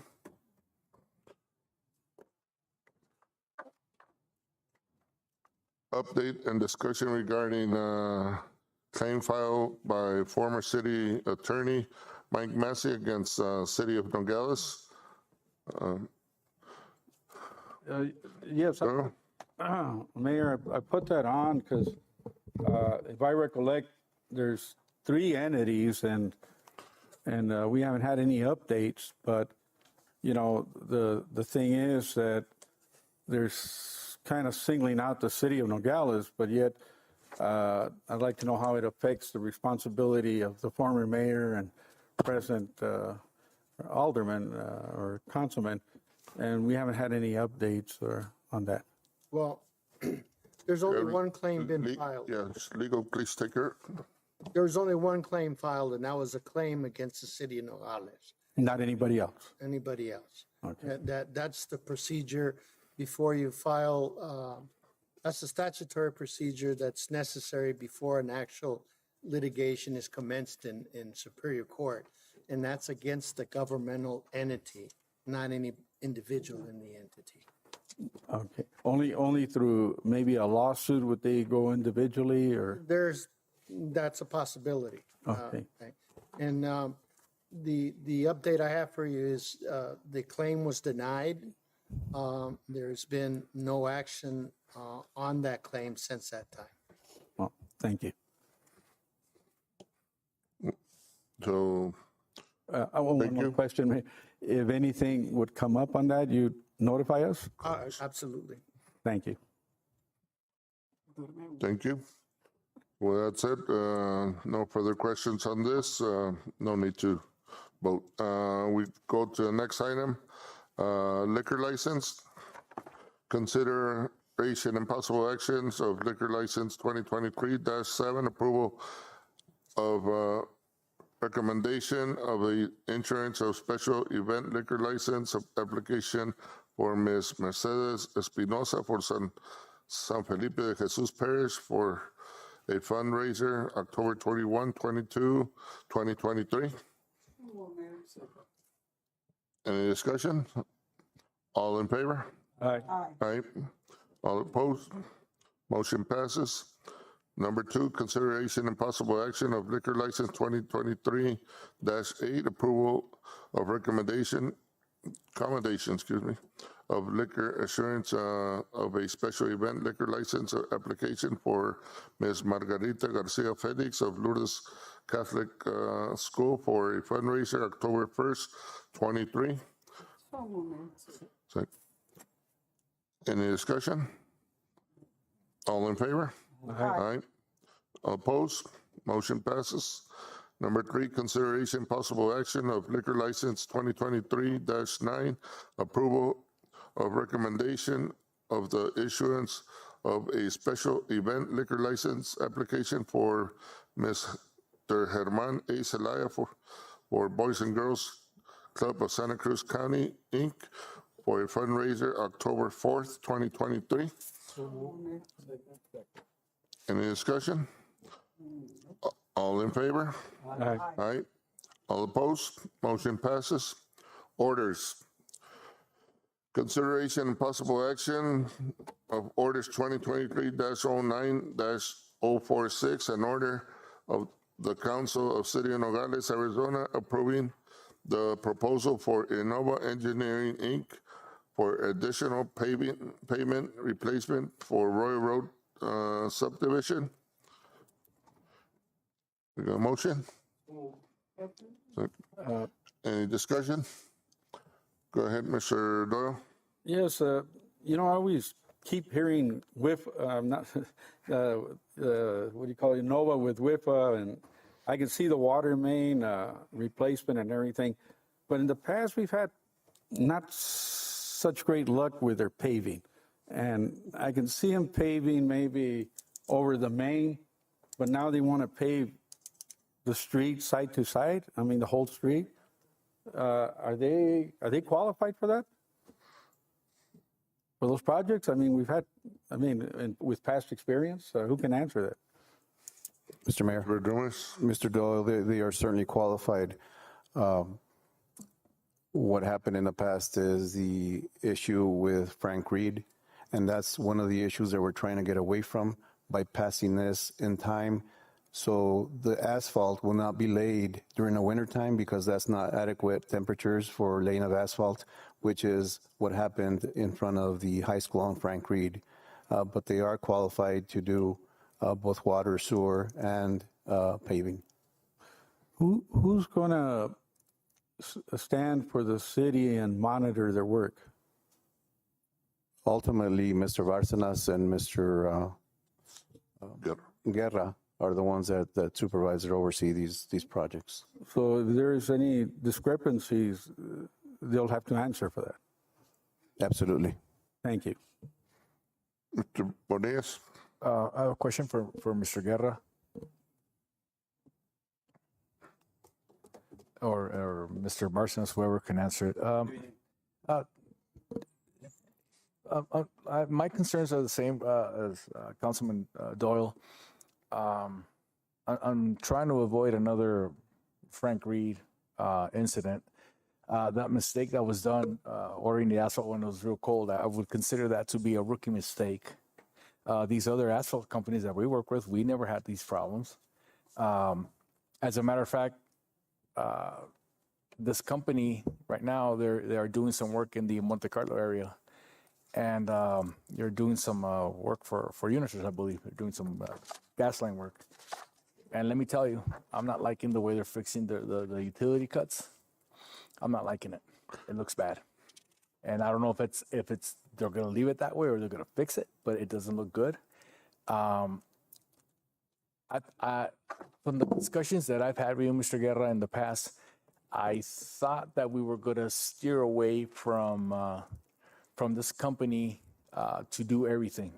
We were gonna separate the paving with another company that has more experience. I'm not saying that they're better, but they do have more experience as far as doing the paving part of these projects. Are we not going to go in that direction? Yeah. What happened, Councilman, is that Innova is the contractor selected for this project, water and paving.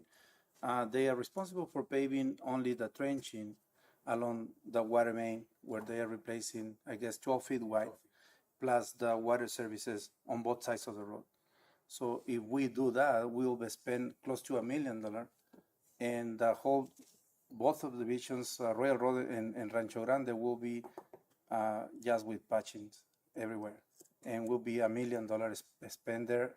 And if we go behind and replace the whole paving, we'll have to spend another $3 million on top of that.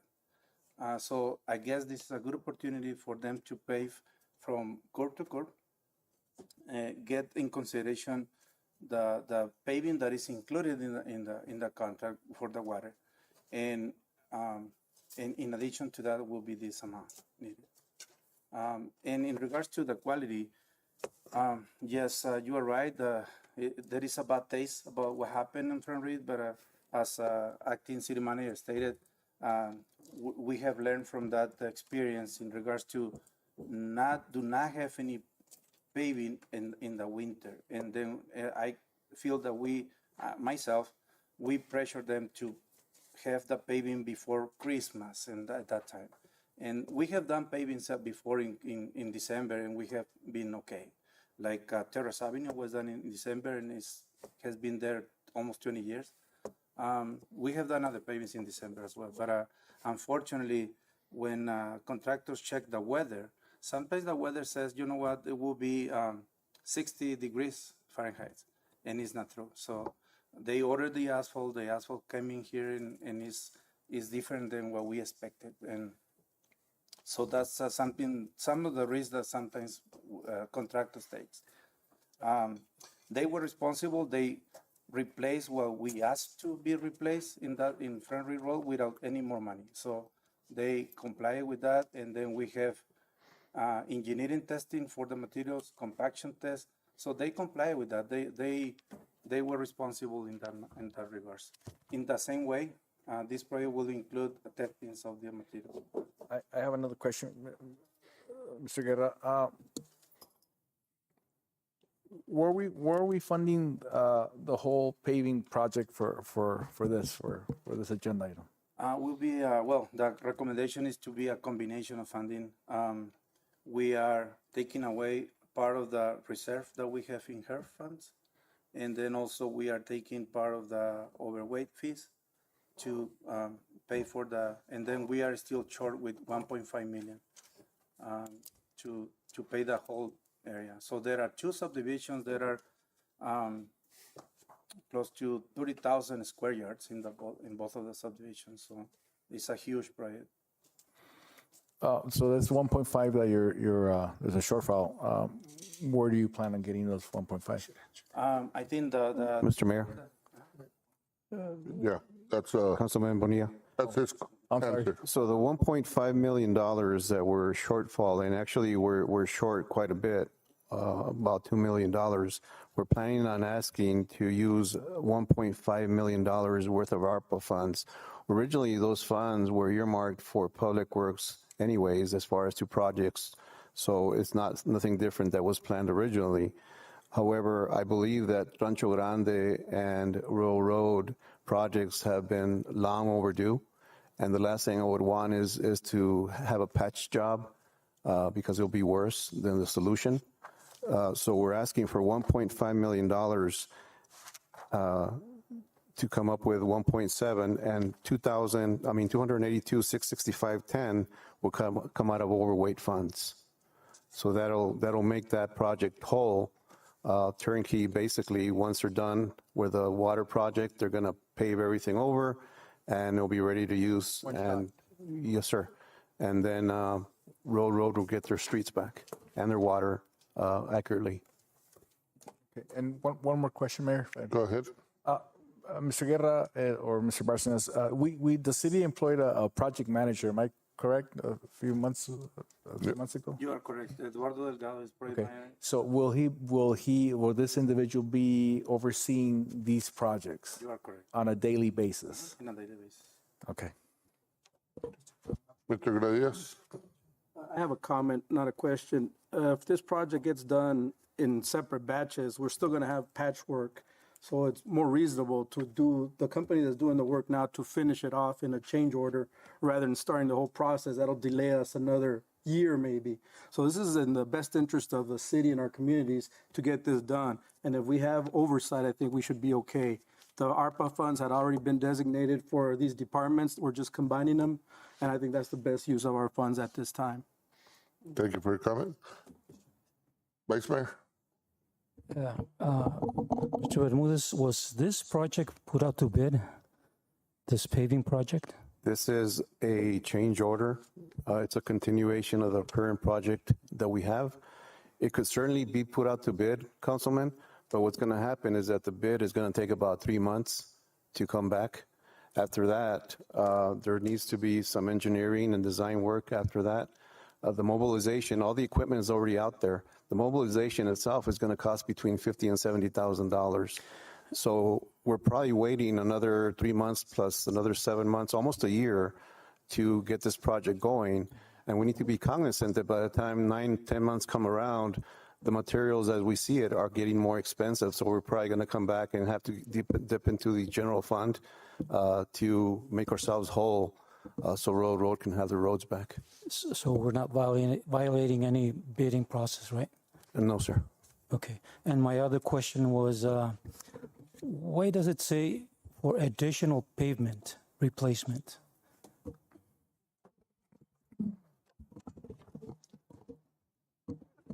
The reason it says additional paving, because the original quote that was given back in 2019, obviously it's outdated because of the cost of the materials. And so we were hoping back in 2019 that everything could be done with the original amount. However, fast forward 5 years, everything went up after the pandemic. So this is the additional paving that's going to be done apart from the project that they're currently doing with a water project to make sure that the majority of these streets and Road are paved. Okay, thank you. Mr. Doyle? Councilman Doyle? Yes, what are the proposed dates of start and finish on this project?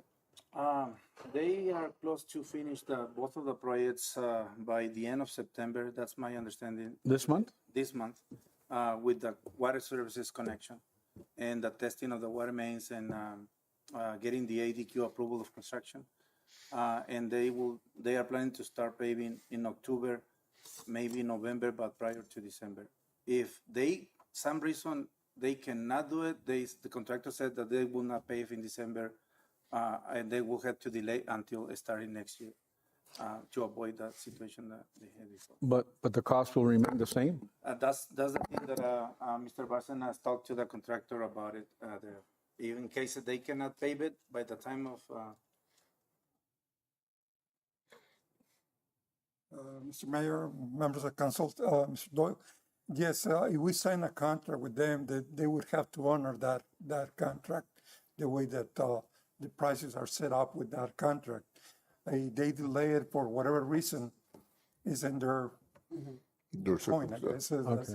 That's what it is. Sometimes they put some clause in the contract to say, well, if the price is double, we're going to request some adjustment and that. But that's a contract that we need to sign to make sure that that they are complying with that. In the existing contract that we have with Innova for the water project, there is no clause on increasing the cost. So if we are just adding to that contract, we shouldn't have any claims later on that the prices went up. And I have talked to the contractor, and he said, well, I need to know if you're going to go forward with this because the prices are going up on a daily basis. So if you delay the decision, I'm not going to be able to hold my proposal for a really long time. So that's the conversation that I had with the contractor. So we approve this tonight, and it should go forward without any extra costs. I believe so, yeah. Thank you. Councilman Bonilla. Just for clarification, Mr. Bermudez, the 2019 quote that you had was only from Innova to pave only those 12 feet, right? Not all of it, right? That's why that's the additional paving on this, the change order on this one, right? Yes, and Okay. the last thing we want is to, once we're investing so much money into that road, into that neighborhood, the last thing we want is to do a patch job. And I think Road deserves a new road, so that's the reason we're going that way. Thank you. Any more discussion? With that said, we got a motion and everything. All in favor? Aye. Aye. All opposed? Motion passes. Order B, consideration possible action of Order 2023-09-047, an order of the Council of City of Nogales of Arizona approving the proposal from Innova Engineering, Inc. for additional pavement replacement for Rancho Grande neighborhood. Second. Any discussion? It's basically the same thing as we discussed. All in favor? Aye. All opposed? Thank you. Number 11, ordinance, consideration possible action of ordinance 0223-09-003, an ordinance of the City of Nogales amending ordinance number 2005-01-001 and Charter 6 of the Nogales City Code regarding municipal cemetery. If I may, the system somehow did not kick out the Exhibit A to the ordinance, so it's not before you right now. So we'll have to redo this so we can table it. This is going to be tabled. Yes, sir. Okay, so ordinance number 11 is going to be tabled. All in favor? Aye. Need a motion to table? No, sir, we're fine. Thank you. Mayors and council report on current events. Mr. Bonillas? I was up in Tucson with all of you guys with leagues and city of towns. Had a great time. We learned a lot, and had a good time. Councilman Doyle? Yes, I agree with Councilman Bonillas on the League of Cities and Towns that we were up there from the 29th of August to the 1st of September, and we had a lot of workshops, I guess, and seminars and at the conference, and a lot of networking with other leaders from throughout the state, and it was a great event. Aside from that, I also attended actually in the morning of September 9th, this past Saturday, which was Clínica Mariposa y el Consulado General de México for sponsoring or presenting a forum, an informative forum on health and money based on services from Social Security, and AARP was represented there. Mr. David Parra was there answering questions and answers and giving us explanations on it. Lasted about 3 hours that morning, but it was very informative. After that, I got together with my wife to go and celebrate the event in Benson of the annual Lantern Festival. And also ran, well, I guess maybe she ran into us, her husband, and Councilwoman Montiel. And I was up there with my wife and daughter, and we had a good time there talking to different officials. Former Mayor Tony King, when I was mayor, and now he's a councilman like myself. And also Mayor Joe Conrad sent you his best regards, Mayor.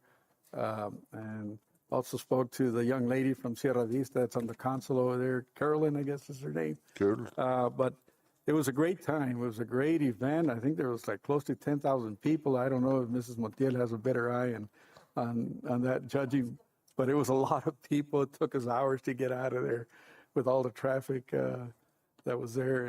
And again, it was nice to support something like that and represent the city of Nogales in that event. The other ceremony, well, that we had was 9/11, the ceremony of 9/11 at Del Campo. After the ceremony, the Vice Mayor and myself had a tour by some of the fire department representatives that were setting up for the training that they had having this week. And again, they explained all the props and the procedures, and it's very interesting through how these fire personnel, especially the ones that haven't been in those environments that they train for, it brings a sense of reality. They're under pressure. They're with their oxygen tanks, and the way they move around through those kind of realistic trainings that they have, their breathing affects a lot of the air that's in their oxygen in their tanks. So they get to work under pressure or train under pressure, and I think it's great training because it brings all the other firemen from around the area and even from Mexico to train with them. And so I've kind of had some past experience with that, but still it's good to see that they're on top of their game. Those trainings are very important. I hope somebody else can make it out there from the council. I think tomorrow might be the last day of the training, but if you go there and get in contact with Mr. Granados, he might be able to give you a tour, or at least that you can see some of the training and process. Thank you. That's about it, Ray. Yes, that's it. Thank you. Ms. Menendez, Council. We're almost done with the Fiestas Patrias. You're all invited. And then we're working now for I want to say thank you to Rene for all the help we've been getting from the city. And then we're starting already with the Fiestas Dia de los Muertos. Right now, we have so many vendors, the ones that we have for Fiestas Patrias, they're already calling, and they want to reserve for Dia de los Muertos. That means that really the community is getting involved, and it's very important because that's why we're doing the events. And then we're going to start with the Casitas Navideñas. I'm sorry, Hector, but we are working for the community, and we will come back, ask for help. Thank you. Thank you. Mr. Gradillas, Councilman. I'm going to take my time just to thank staff for all your hard work and dedication to provide the services you do to our community. Special shout out to the fire department with regards to Battalion Chief Fernando Urias. They put on a leadership class for the firefighters and invited city personnel. I attended a part of that. It was excellent. And also for going above and beyond using the wildland fire crews on their downtime to go around our community and mitigate fire hazards. That's great thinking on his part, and thank you. Thank you, Mr. Gradillas. Councilwoman Montiel. Well, Mr. Gradias, you're seeing my notes here. I was going to say shout out to the fire department, especially the union under the leadership of Mr. Diaz. Also, I just wanted to again invite the public to the National Day of Remembrance on the 25th of this month at 10 o'clock outside City Hall. That's all. Yeah, I also attended the conference in Tucson, and I just want to congratulate and thank Judy Linares, Mr. Hector Tapia, John Kissinger, and all staff involved in organizing the showcase. Everything went really fine, and the conference was really interesting. And I also attended the 9/11 Remembrance Ceremony. Thank you. I got a bigger list. Back in August, the consul had some people from Mexico, indigenous, the tribes. Basically, it was very knowledgeable for them. They had never in their lives expected to be in the United States. People from Chiapas, bringing their culture down here. Attended a little ceremony for them at the consul. Then they went up to Tubac and presented their jewelry, their clothing that they do. That was very nice. The other thing, I had breakfast with John Benjamin, which is the ambassador of Great Britain. Combined with Mayor Him from Nogales, Sonora, which was, really nice knowing that, Great Britain is looking at our border. Great Britain has a lot of factories down here, industrial in Nogales, Sonora. So all that was very, very nice having them down here. Also attended the Teacher of the Year event at the VFW, which was also a great event. Went to a retreat with the port authorities in Tubac. Basically, attended a hilltop meeting. Had a meeting up at the Palo Duro resort, or Palo Duro golf course, looking at how we could revamp it. I think we're just waiting for the machine. Ask Renee almost every week the machine to pick up the balls so we could open the range. Anytime.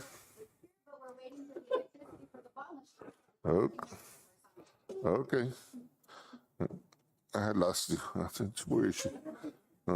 So that a lot of people are waiting for that to start. Been talking to some residents on ideas on how to get it going, how to make it work, and look at the golf course. Had a meeting with a person. Golf holes that maybe we don't use. There's a new sport. I had never heard about it. Disc golf.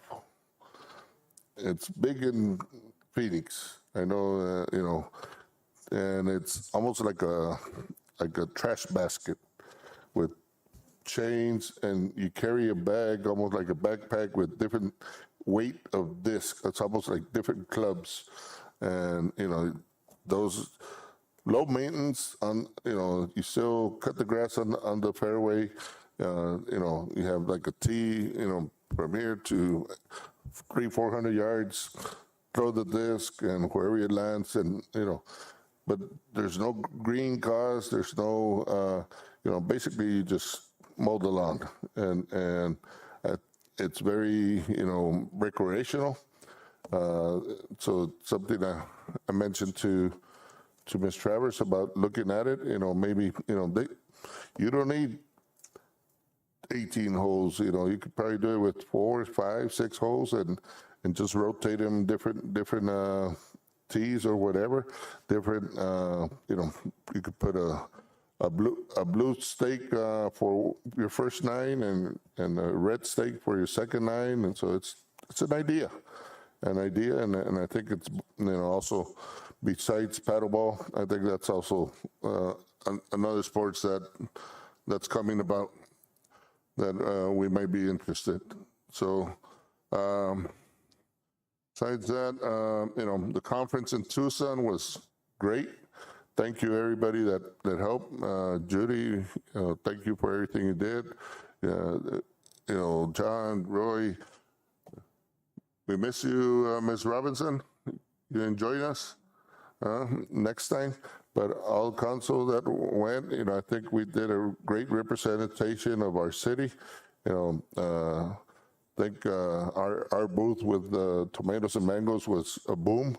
Everybody loved it, and I think that's what Nogales represents, produce, and I think everybody really enjoyed our booth. I think we had lollipops, we had empanadas, we had some juices, and so all that, people remember from our city, so thank you everybody that participated in that and helped.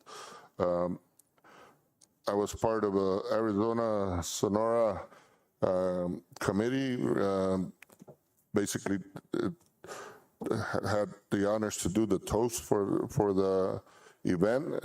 It was invited by Mariposa Association. So Maricopa Association, not Mariposa, Maricopa Association Committee, which was a great honor.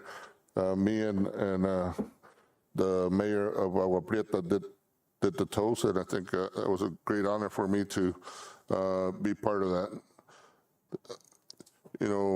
I think we got a lot going in the city. I think we got to, look at things we got to do. This baseball game, we just closed it. Thank you for approval. It's going to be October 4th at 6 p.m.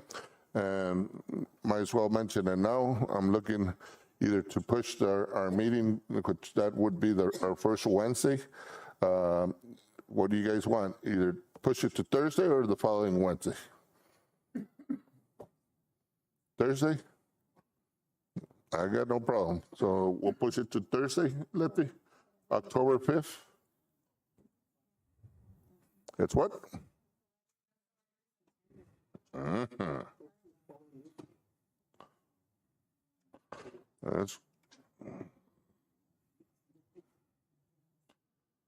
Thank you for bringing it up.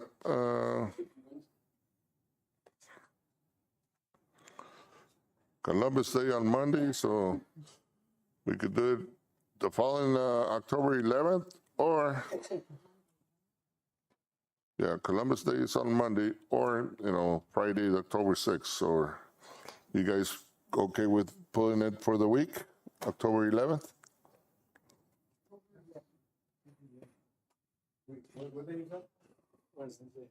It's a Wednesday.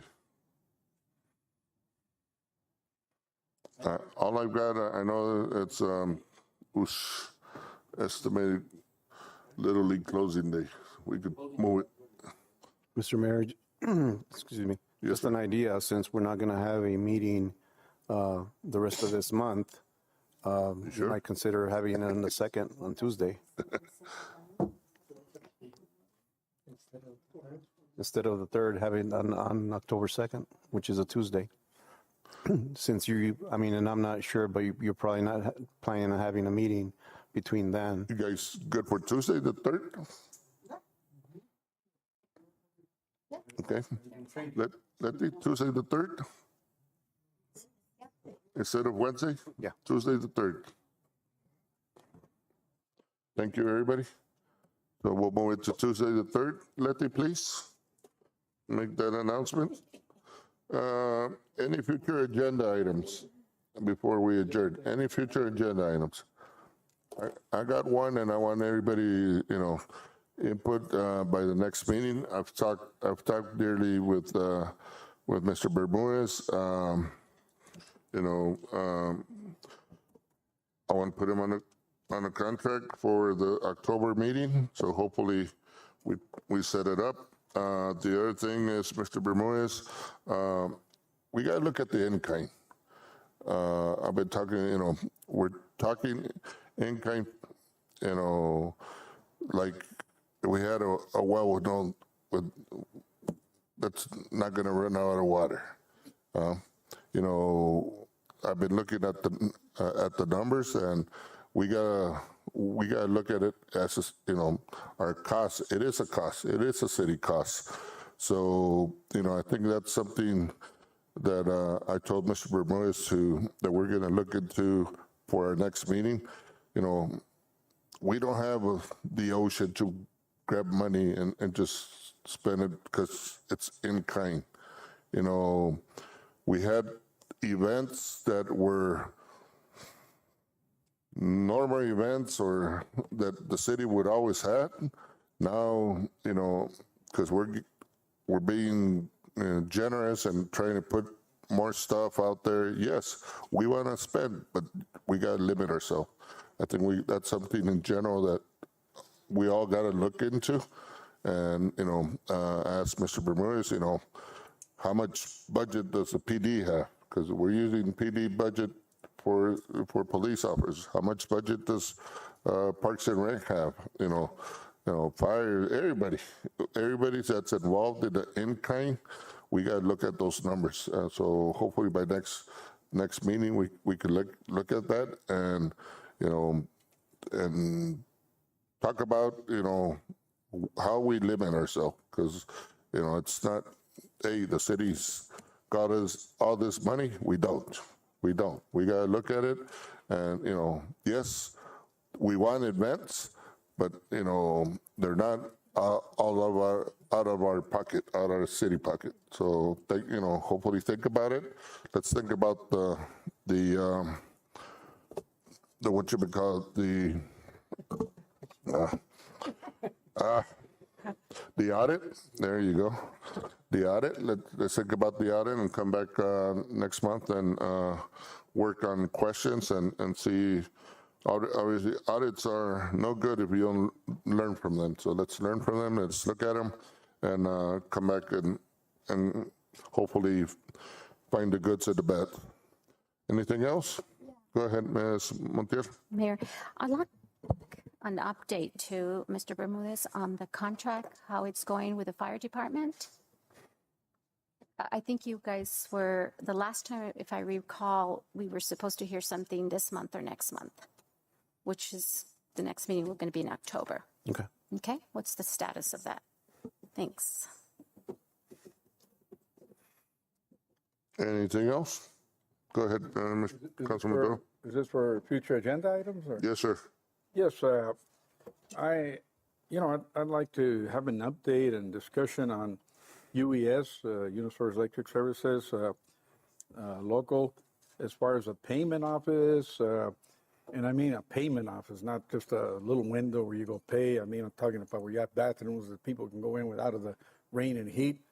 I'd like to see what the contract says about that, Mr. Machado, what it requires and what their responsibilities are, and when are we going to get that? And also, all these power outages that we've been having this last month, actually the last few weeks. Why are we having those power outages? I mean, I want to put that. Other thing that I'd like an update discussion is the ARPA funds. I remember we talked about helping the small businesses and different people are affected by the ARPA funds, but yet we haven't had an update or discussion on it. Is Chicanos por la Causa still, just something I'll see how I word it, but those are the items that I want to put on the future agenda. Thank you. Anything else?